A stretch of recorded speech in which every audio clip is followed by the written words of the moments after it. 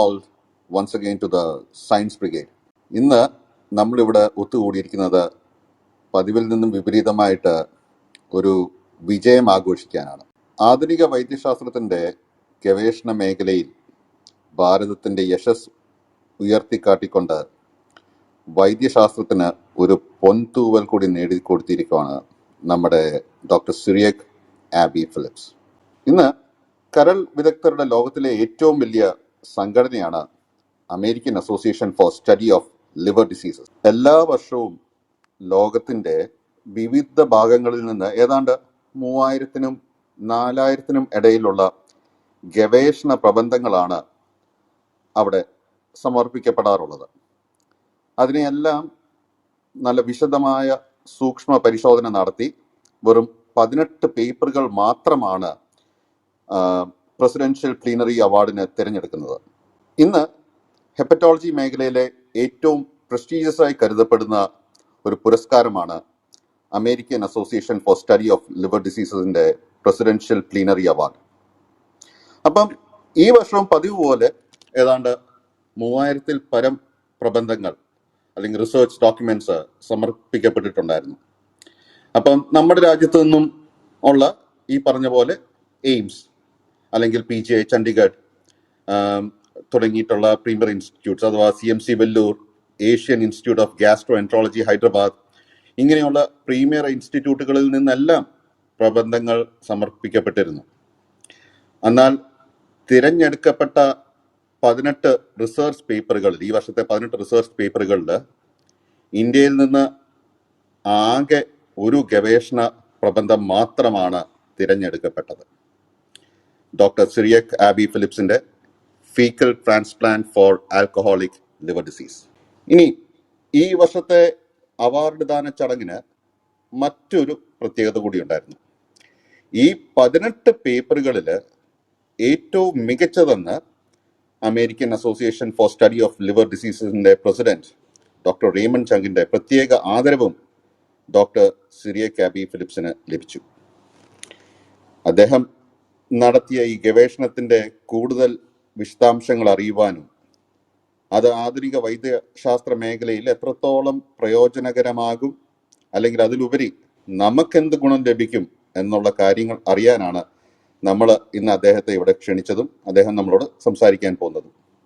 So once again a big round of applause for our dear Aby, and it's a proud moment for India. Aby. Tony, thank U.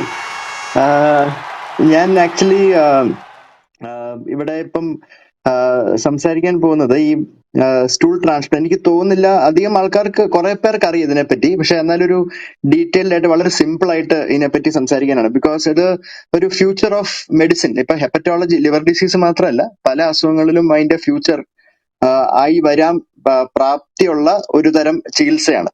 ഇപ്പോഴും വളരെ experimental സ്റ്റേജിലാണ്, പക്ഷെ നമുക്ക് നല്ല നല്ല ബെനിഫിറ്റും ഔട്ട്കംസും ചില ഗ്രൂപ്പ് പേഷ്യൻസിൽ കാണാൻ സാധിക്കുന്നുണ്ട്. അപ്പം ഈ എന്റെ പഠനത്തിന് മുമ്പ് ഞാൻ ആക്ച്വലി ഇത് ശരിക്കും ഞാനല്ല ഇത് ആദ്യം ചെയ്തു തോന്നുന്നു. ഇതൊക്കെ പണ്ട് മുതലേ ഇതിനെപ്പറ്റി ഐഡിയാസും ഇതിന്റെ കുറെ കാര്യങ്ങളൊക്കെ ആനിമൽസിലും ഹ്യൂമൻസിലൊക്കെ ചെയ്ത വേറെ പല ഗ്രൂപ്പ്സ് ഉണ്ട്. അപ്പൊ അവരുടെ കാര്യം പറയാതെ ഞാൻ എന്റെ കാര്യം പറയുന്നത് ഒട്ടും ശരിയല്ല. ഇത് ആക്ച്വലി ഈ സ്റ്റൂൾ ട്രാൻസ്പ്ലാന്റ് എന്ന് പറയുന്നത് നമ്മൾ ചെയ്യുന്നത് ഇപ്പം പല പല അസുഖങ്ങളുണ്ട്. ഇപ്പൊ നമ്മൾ നോക്കുവാണെങ്കിൽ ഒരു ന്യൂമോണിയ, അതൊരു ബാക്ടീരിയ കാരണം വരാം ന്യൂമോണിയ, അല്ലെ ലങ് ക്യാൻസർ, സ്മോക്കിംഗ് കാരണം വരാം ലങ് ക്യാൻസർ. അപ്പൊ അങ്ങനെ നമുക്ക് കാരണങ്ങളുണ്ടല്ലോ ഓരോ അസുഖങ്ങൾക്ക്. അപ്പൊ അല്ലെ റിസ്ക് ഫാക്ടേഴ്സ്. അപ്പൊ അതുപോലെ തന്നെ ഈ മദ്യം കഴിക്കുന്ന വ്യക്തികളിൽ ലിവർ സിറോസിസ്, അതായത് ലിവർ ചുരുങ്ങി ലിവറിന്റെ ഫംഗ്ഷൻ ഒക്കെ നഷ്ടപ്പെടുന്ന ഒരു അവസ്ഥ വരികയും അത് കൂടാതെ കരളില് നല്ല നീർവീക്കം, അതായത് ഈ ആൽക്കഹോളിക് ഹെപ്പറ്റൈറ്റിസ് പറയും, മദ്യം മൂലമുള്ള കരൾ വീക്കം, വരുന്നതിന്റെ ഒക്കെ കാരണം ഇതുവരെ ആർക്കും ഒന്നും മനസ്സിലായിട്ടില്ലായിരുന്നു. ഒരു ക്ലിയർ കട്ട് ഒരു പിക്ചർ ഇല്ലായിരുന്നു. അപ്പം അതിൽ എന്തോ ഒരു മിസ്സിംഗ് ലിങ്ക് ഉണ്ടായിരുന്നു. അപ്പൊ അങ്ങനെയാണ് പല പല ബേസിക് സയന്റിസ്റ്റ് റിസർച്ചുകളും ചെയ്ത്, അതായത് ഫ്രാൻസിലും സ്പെയിനിലും ഒക്കെയാണ് ഇതിന്റെ കൂടുതൽ പഠനങ്ങൾ നടന്നേക്കുന്നത്. ആനിമൽ മോഡൽസിലാണ് ആദ്യമേ ചെയ്തത്. അപ്പൊ അവർ കണ്ടുപിടിച്ചത് മദ്യം കഴിക്കുന്ന വ്യക്തികളിൽ നമ്മുടെ ദേഹത്തൊക്കെ അണുക്കളുണ്ടല്ലോ, നമുക്ക് വേണ്ട അണുക്കളാണ്. Good bacteria, good virus, good fungus, അങ്ങനെ പല പല അണുക്കളും നമ്മുടെ ശരീരത്തിൽ, നമ്മുടെ ചെറുകുടലിലും വൻകുടലിലും ഒക്കെ ഉണ്ട്. അപ്പൊ ഈ അണുക്കളെല്ലാം കൂടെ നമ്മളെ സഹായിക്കുകയാണ് ഇൻ ഹെൽത്ത്. ഒരു ഹെൽത്തി ആളുടെ ദേഹത്തുള്ള അണുക്കളും വയറിനകത്തുള്ള അണുക്കളൊക്കെ ഹെൽത്തിയാണ്, നമ്മുടെ ബെനിഫിറ്റിന് വേണ്ടിയാണ്. ന്യൂട്രീഷൻ, ഡൈജഷൻ, മെറ്റബോളിസം, ഇങ്ങനെ പല പല ചെറിയ ചെറിയ കാര്യങ്ങളെല്ലാം ഇതുങ്ങളാ ചെയ്യുന്നത്. അപ്പൊ നമ്മള് ശരിക്കും നമ്മൾ നോക്കുവാണെങ്കിൽ നമ്മുടെ ബോഡി വെയിറ്റ് നോക്കുവാണെങ്കിൽ അതിൽ 2 കിലോ അണുക്കളാണ് ശരിക്കും. അതായത് ഒരു 60 കിലോ ഉള്ള ഒരു വ്യക്തിക്ക് ശരിക്കും 58 കിലോ ഉള്ളൂ, ബാക്കി 2 കിലോ അണുക്കളാണ്. അത്രമാത്രം അണുക്കളുണ്ട് നമ്മുടെ ശരീരത്തിൽ. അപ്പൊ ഈ അണുക്കളെല്ലാം കൂടി അങ്ങോട്ടും ഇങ്ങോട്ടും കറക്റ്റ് ആയിട്ട് ഒരു സോഷ്യൽ നെറ്റ്വർക്ക് മാതിരിയാണ്. ഇപ്പൊ ഫേസ്ബുക്ക്, ട്വിറ്റർ, വാട്സാപ്പ് എന്നൊക്കെ പറയുന്ന ഒരു നെറ്റ്വർക്കിംഗ് ആണ്. ഭയങ്കര ഗ്രൂപ്പ്സ് ഉണ്ട് അവര്. ആ ഗ്രൂപ്പ്സ് അങ്ങോട്ടും ഇങ്ങോട്ടൊക്കെ ഇൻഫ്ലുവൻസ് ചെയ്ത് അവരുടെ പലതരത്തിലുള്ള ആക്ടിവിറ്റീസും മെറ്റബോളിസവും പ്രൊഡക്ട്സും ഒക്കെയാണ് നമ്മുടെ ഹ്യൂമൻ ഹെൽത്തിനെ പ്രൊമോട്ട് ചെയ്യുന്നത്. അപ്പൊ ഈ മദ്യം കഴിക്കുന്ന വ്യക്തികളില് മദ്യത്തിന്റെ ആ പ്രസൻസില് ഈ അണുക്കളൊക്കെ മാറുന്നതായി കാണുന്നു. അതിനാണ് നമ്മൾ മെഡിക്കലി അതിന് പറയുന്നതാണ് ഡിസ്ബയോസിസ് എന്ന് പറയും. ഡിസ്ബയോസിസ്. അപ്പൊ ഈ അണുക്കൾ മാറുന്ന അനുസരിച്ച് ആ ശരീരത്തില് പല പല പ്രശ്നങ്ങൾ വരുന്നു.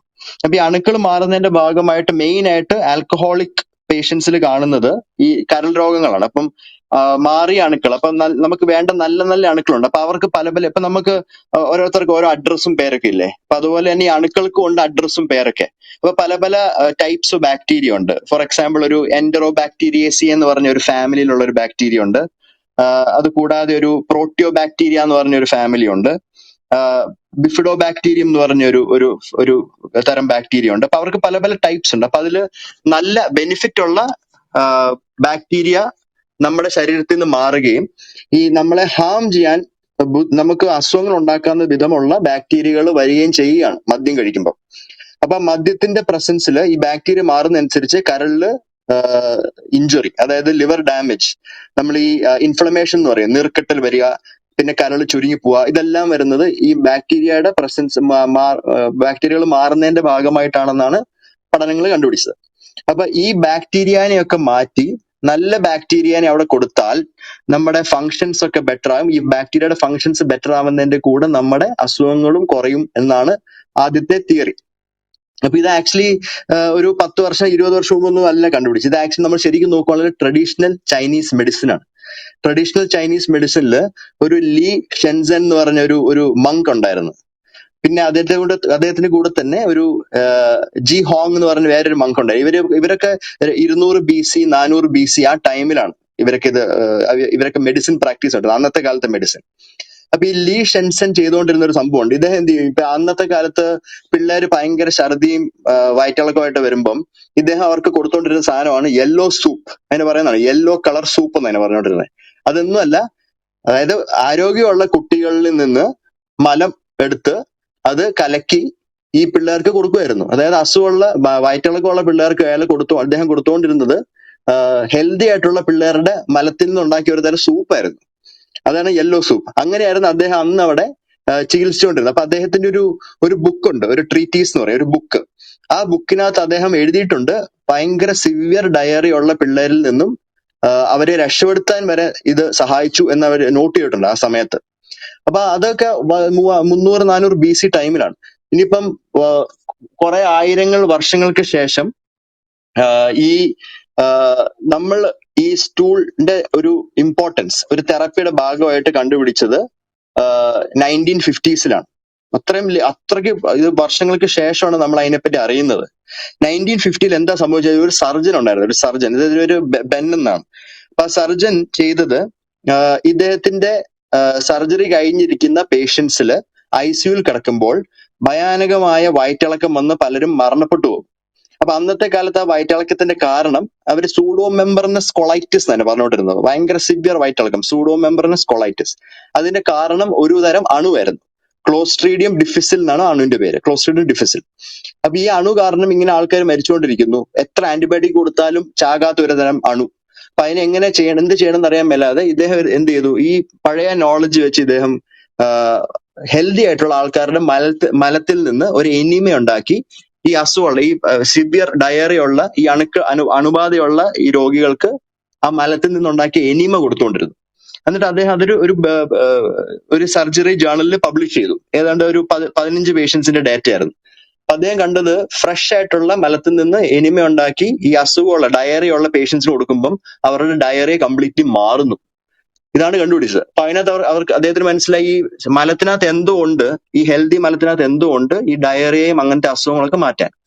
പിന്നെ ഫാസ്റ്റ് ഫോർവേഡ് നമ്മൾ പിന്നെ 2000-ലോട്ട് വരികയാണ്. പിന്നെ അത് കഴിഞ്ഞിട്ട് ഒരു 40 വർഷത്തേക്ക് ഇതിന്റെ പൊക്കത്ത് പഠനങ്ങളൊന്നും ഇല്ല, ചെറിയ ചെറിയ ബേസിക് സയൻസ് പഠനങ്ങളേ ഉള്ളൂ. നമ്മളൊരു early 2000-ല് നെതർലൻഡ്സില് ഒരു എൽസ് വാൻ നൂഡ് എന്ന് പറഞ്ഞ ഒരു ലേഡി, ഒരു റിസർച്ചറാണ്. അവരെന്ത് ചെയ്തു, ഈ പറയുന്ന ക്ലോസ്ട്രീഡിയം ഡിഫിസിൽ ഡയറിക്ക് വേണ്ടി ഒരു റാൻഡമൈസ്ഡ് കൺട്രോൾ ട്രയൽ നടത്തി. അതായത് കുറെ ഇതുപോലെ ഈ സിവിയർ ഡയറി ഉള്ള കുറെ പേഷ്യൻസിന് ഒരു ഗ്രൂപ്പിന് ഈ ഒരു ട്യൂബ് ഇട്ട് മൂക്കിൽ കൂടെ ആമാശയത്തിലൂടെ ഈ ആമാശയത്തിലൂടെ ചെറുകുടലിലൂടെ ഒരു ട്യൂബ് ഇട്ടിട്ട് അതിനകത്തോട് നല്ല ഹെൽത്തി ആയിട്ടുള്ള ആൾക്കാരുടെ മലം കൊടുത്തുകൊണ്ടിരുന്നു ഒരു ഗ്രൂപ്പില്. വേറൊരു ഗ്രൂപ്പില് സാധാരണ ആന്റിബയോട്ടിക്സ് മാത്രം കൊടുത്തു. അപ്പൊ അവർ കണ്ടത് ഈ സ്റ്റൂൾ തെറാപ്പി, മലം കിട്ടുന്ന രോഗികളിൽ ഈ ഡയറിയ കംപ്ലീറ്റ്ലി മാറുന്നു, ഹോസ്പിറ്റലിൽ നിന്ന് പെട്ടെന്ന് ഡിസ്ചാർജ് ആവുന്നു, വേറെ ഇഷ്യൂസ് ഒന്നും വരുന്നില്ല. ഇത് new England journal of medicine, ഈ മെഡിസിനിലെ ഏറ്റവും ഹയസ്റ്റ് ഗ്രേഡ് ജേർണലാണ്, ഏറ്റവും ഹൈ ഇമ്പാക്ട് ഉള്ള ജേർണലാണ്. ആ ജേർണലിൽ പ്രസിദ്ധീകരിക്കുകയുണ്ടായി. 2007 ആയിരുന്നു തോന്നുന്നു. അപ്പൊ ആ ഒരു സ്റ്റഡി വന്നതോടെ കംപ്ലീറ്റ് US FDA, നമ്മുടെ ഫുഡ് ആൻഡ് ഡ്രഗ് അഡ്മിനിസ്ട്രേഷൻ ഒക്കെ ഈ സിവിയർ റിക്കറന്റ്, അതായത് മരുന്ന് കൊടുത്തിട്ട് മാറാത്ത ക്ലോസ്ട്രീഡിയം ഡിഫിസിൽ എന്ന് പറഞ്ഞ ഇൻഫെക്ഷന് വേണ്ടി അവർ പറഞ്ഞു യെസ്, നമുക്ക് ഈ സ്റ്റൂൾ തെറാപ്പിയാണ് യൂസ് ചെയ്യേണ്ടത്. അപ്പൊ അതിന് ടെക്നിക്കൽ ടേം FMT എന്നാണ്, ഫീക്കൽ മൈക്രോബയോട്ട ട്രാൻസ്പ്ലാന്റേഷൻ. അതാണ് സംഭവം. അപ്പൊ അത് ഇപ്പൊ ഒരു സ്റ്റാൻഡേർഡ് റിക്കറന്റ് ക്ലോസ്ട്രീഡിയം ഡിഫിസിൽ എന്ന് പറഞ്ഞ ബാക്ടീരിയ മൂലമുള്ള ഇൻഫെക്ഷൻ വയറ്റിളക്കത്തിന് കൊടുക്കുന്ന ഫസ്റ്റ് ലൈൻ ഓഫ് ട്രീറ്റ്മെന്റ് ആണ് സ്റ്റൂൾ ട്രാൻസ്പ്ലാന്റ്. അത് പല പല ലൈഫ്സും രക്ഷിക്കുന്നുണ്ട് അമേരിക്കയിലൊക്കെ ICUസിലുള്ള പേഷ്യൻസിന്റെ. ഇതിപ്പോ ഈ ഒരു ചെറുകുടൽ വൻകുടലിലെ അസുഖത്തിന് വേണ്ടി മാത്രമാണ് യൂസ് ചെയ്തുകൊണ്ടിരുന്നത്. അങ്ങനെ ഇരിക്കെ ഒരു 2016 ഫ്രാൻസിലെ കുറച്ച് ഗ്രൂപ്പ് ഓഫ് റിസർച്ചേഴ്സ് കണ്ടുപിടിച്ചു, അവർ എലിയിലാണ് ആദ്യം ഇത് നടത്തിയത്. ഭയങ്കര രസമായ ഒരു പഠനമായിരുന്നു. എലികളില് അവർ കണ്ടുപിടിച്ച് എലിക്ക് നമ്മൾ മദ്യം കൊടുക്കുന്നത് അവരുടെ വെള്ളത്തിൽ മിക്സ് ചെയ്തിട്ടാണ്, അല്ലെങ്കിൽ അങ്ങനെ മിക്സ് ചെയ്ത് കൊടുക്കും. അപ്പൊ അവർ വെള്ളം കുടിക്കുമ്പോൾ കുറച്ച് മദ്യം അകത്തേലും, അല്ലാതെ അവർ ചെറിയ മൂക്കിൽ കൂടെ ചെറിയ ട്യൂബ് കയറ്റി വയറ്റിനകത്തോട്ട് മദ്യം പമ്പ് ചെയ്തുകൊണ്ടിരിക്കും അവരുടെ ബോഡി വെയിറ്റ് അനുസരിച്ച്. അങ്ങനെയാണ് എലിയിലെ ആൽക്കഹോളിക് ഡിസീസ് നമ്മൾ ഉണ്ടാക്കുന്നത്. അപ്പൊ അങ്ങനെ ചെയ്തുകൊണ്ടിരിക്കുന്ന ഒരു കുറച്ച് എലികളിൽ അവർ കണ്ടുപിടിച്ചു ഈ വയറിനകത്തുള്ള അണുക്കൾ മാറുന്നു എന്ന്. അപ്പൊ അവിടെയാണ് ആദ്യത്തെ ഐഡിയ വന്നത്, ഈ അണുക്കൾ മാറുന്നു, അതുമൂലം മദ്യം മൂലമുള്ള കരൾ രോഗങ്ങൾ വരുന്നു എന്നുള്ളത് ആ സ്റ്റഡിയാണ്. ലോപ്പിസ് എന്നാണ് വുമന്റെ പേര്. ഒന്ന് ആലോചിച്ച് നോക്കട്ടെ, ഇതിന്റെയൊക്കെ ഫസ്റ്റ് ഓതേഴ്സ് എല്ലാം സ്ത്രീകളാണ് കേട്ടോ, പുരുഷന്മാരല്ല. അതാണ് അതിന്റെ ഒരു ബ്യൂട്ടി. ഞാൻ ഈ പറഞ്ഞ മേജർ സ്റ്റഡീസിന്റെ ഒക്കെ ഫസ്റ്റ് ഓതേഴ്സ് സ്ത്രീകളാണ്. അപ്പം ലോപ്പിസ് എന്ന് പറഞ്ഞ ആ ലേഡിയാണ് അത് ആദ്യം കണ്ടുപിടിച്ചത്. ഈ മദ്യത്തിന്റെ ബലത്തില് അണുക്കൾ മാറുന്നു, കരൾ രോഗം വരുന്നു. ഇനി ഫെറേറ എന്ന് പറഞ്ഞ വേറൊരു ലേഡി, അവരും ഒരു ലേഡി തന്നെ, അവര് കണ്ടുപിടിച്ചത് ഇങ്ങനെ മദ്യം മൂലം വരുന്ന ഈ അണുക്കളുടെ മാറ്റം, ആ മാറ്റം ഉള്ള എലികളില് ഒരു നമുക്ക് ഹെൽത്തി ആയിട്ടുള്ള എലിയുടെ സ്റ്റൂള് മലം കൊടുക്കുവാണെങ്കിൽ ആ കരൾ രോഗം കുറയുന്നു എന്നാണ്. അതായത് സിവിയർ ആൽക്കഹോൾ കൊടുത്തിട്ട് സിവിയർ ആയിട്ട് കരൾ രോഗം വരുന്ന എലി ഗ്രൂപ്പ്സിൽ ഹെൽത്തി ആയിട്ടുള്ള എലിയുടെ മലം കൊടുക്കുവാണെങ്കിൽ നന്നായിട്ട് ഈ ആൽക്കഹോൾ മൂലമുള്ള കരൾ രോഗങ്ങൾ, അതായത് നീർവീക്കം, ഈ ഹെപ്പറ്റൈറ്റിസ് ഒക്കെ കുറയുന്നതായിട്ടാണ് ഈ ഫെറേറ എന്ന് പറഞ്ഞ ലേഡിയുടെ ആ ഗ്രൂപ്പ് കണ്ടുപിടിച്ചത്. ഇപ്പൊ എലിക്ക് അങ്ങനെ സ്റ്റൂൾ കൊടുക്കുന്ന എല്ലാവരും ആലോചിക്കുന്നത്. എലിയുടെ ഒരു പ്രത്യേകത എന്താ അറിയോ, നമ്മൾ കുറെ എലികളെ ഒരു കൂട്ടിലിട്ടാലേ അവർ അങ്ങോട്ടും ഇങ്ങോട്ടും നടന്ന് അവിടെയൊക്കെ കാഷ്ടിച്ച് ഇവിടെയൊക്കെ അപ്പിയിട്ട് നടക്കുന്ന എലികൾ അങ്ങോട്ടും ഇങ്ങോട്ടും അവരുടെ തന്നെ സ്റ്റൂളും ഫീസീസും കഴിക്കും. അതാണ് എലിയുടെ ഒരു പ്രത്യേകത. They eat their own shit, literally അതാണ് എലി ചെയ്യുന്നത്. അപ്പൊ അവർക്ക് സ്റ്റൂൾ ട്രാൻസ്പ്ലാന്റ് ഭയങ്കര എളുപ്പമാണ്. ഒരുമിച്ച് ഒരു സ്ഥലത്തിട്ടാൽ അവർ അങ്ങോട്ടും ഇങ്ങോട്ടും അവരുടെ സ്റ്റൂള് കഴിച്ചുകൊണ്ടിരിക്കും. അപ്പൊ അങ്ങനെയാണ് ഈ സ്റ്റഡീസ് ഒക്കെ ചെയ്യുന്നത്. അപ്പൊ ഈ ഒരു പഠനം, ഈ രണ്ട് പഠനം ഭയങ്കര ഇമ്പോർട്ടന്റ് ആയിരുന്നു. അതായത് ആൽക്കഹോളില് അണു മാറുന്നു, ശരീരത്തിലെ അണുക്കൾ മാറുന്നു, ആ മാറുന്ന അണുക്കളുടെ ബലത്തില് കരൾ രോഗം വരുന്നു. ആ മാറിയ അണുക്കളെ തിരിച്ച് നമ്മൾ നല്ല അണുക്കളാക്കുവാണെങ്കിൽ കരൾ രോഗവും അതേപടി മാറുന്നു എന്നാണ് ഈ എലികളുടെ സ്റ്റഡി കണ്ടുപിടിച്ചത്. ഇതാണ് ഞാൻ ആദ്യം 2017 ഹ്യൂമൻസിൽ ചെയ്തത്. അപ്പൊ ഹ്യൂമൻസിന്റെ സ്റ്റഡി ആദ്യമേ ലോകത്ത് ചെയ്തത് നമ്മുടെ ഗ്രൂപ്പാണ്. ഞാൻ ഡൽഹിയിലായിരുന്നു. അപ്പൊ അതിൽ നമ്മൾ കണ്ടുപിടിച്ചത് ലിവർ മാറ്റിവെക്കാൻ തക്ക സിക്കായ, അതായത് സിവിയർ ആൽക്കഹോളിക് ലിവർ ഡിസീസ് ഉള്ള രോഗികൾക്ക് ട്രാൻസ്പ്ലാന്റേഷൻ പറ്റാതെ വരുന്ന അവസ്ഥയിൽ അവരുടെ ലൈഫ് രക്ഷിക്കാൻ വേറെ ഒന്നും മാർഗമില്ലാതെ ഇങ്ങനെ ഒരു എക്സ്പെരിമെന്റൽ ട്രീറ്റ്മെന്റ് നമ്മൾ ട്രൈ ചെയ്തു. അതായത് ഹെൽത്തി ആയിട്ടുള്ള മനുഷ്യരിൽ നിന്ന് മലം എടുത്ത് ആ മലം പ്രോസസ് ചെയ്ത് സലൈനിലിട്ട് ബ്ലെൻഡ് ചെയ്ത് ഫിൽറ്റർ ചെയ്ത് ഒരു ഫീഡിംഗ് ട്യൂബിൽ കൂടെ അവരുടെ ചെറുകുടലിലോട്ട് നമ്മൾ കൊടുത്തുകൊണ്ടിരുന്നു 7 ദിവസം 100 ml വെച്ച്. അതാണ് നമ്മുടെ ഒറിജിനൽ സ്റ്റൂൾ ട്രാൻസ്പ്ലാന്റ് പ്രോട്ടോകോൾ.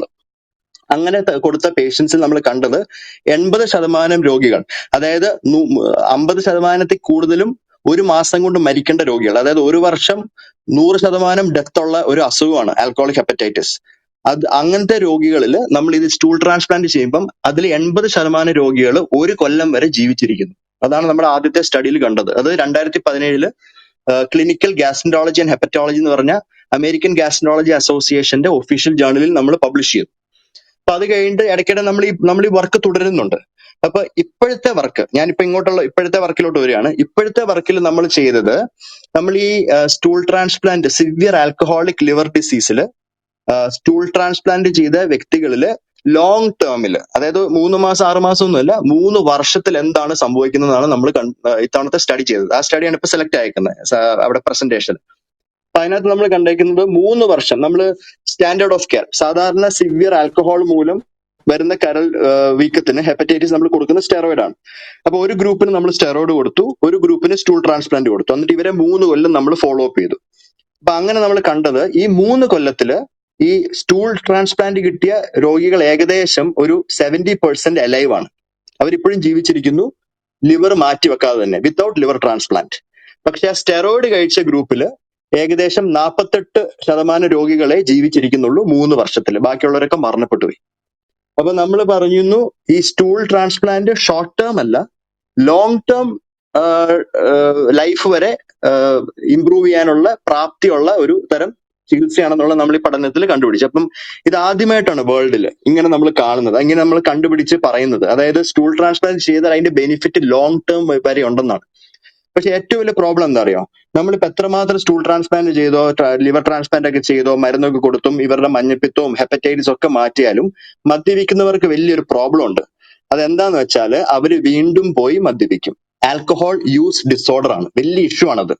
പിന്നെയും മദ്യപിക്കണം എന്നുള്ള ഒരു മദ്യാസക്തി വരുമല്ലോ, നമ്മുടെ ക്രേവിങ്, അതാണ് ഇവർക്ക് സംഭവിക്കുന്നത്. അപ്പൊ അങ്ങനെ ചെയ്യുമ്പോൾ അവരുടെ ലൈഫ് പിന്നെയും കുറയുന്നു, കരൾ രോഗം പിന്നെയും വരുന്നു, ഭയങ്കര പ്രശ്നങ്ങളാണ്. അപ്പൊ അങ്ങനെയുള്ളവർക്കാണ് നമ്മൾ ഡി അഡിക്ഷൻ പറയുന്നത്. അപ്പൊ ഡി അഡിക്ഷനിൽ ഇവർ പലതരം മരുന്നുകൾ കൊടുക്കും, പേഷ്യൻസ് വയലന്റ് ആവും, ഭയങ്കര സംഭവമാണ്. ഈ ഡി അഡിക്ഷൻ എന്ന് പറഞ്ഞ ഒരു വലിയ ടഫ് ടൈമാണ് പേഷ്യന്റിനും ഫാമിലിക്കൊക്കെ. ഇപ്പൊ ഞാൻ ഈ ഒരു പഠനത്തിൽ കണ്ടത് വേറൊരു കാര്യം കൂടി ഉണ്ട്.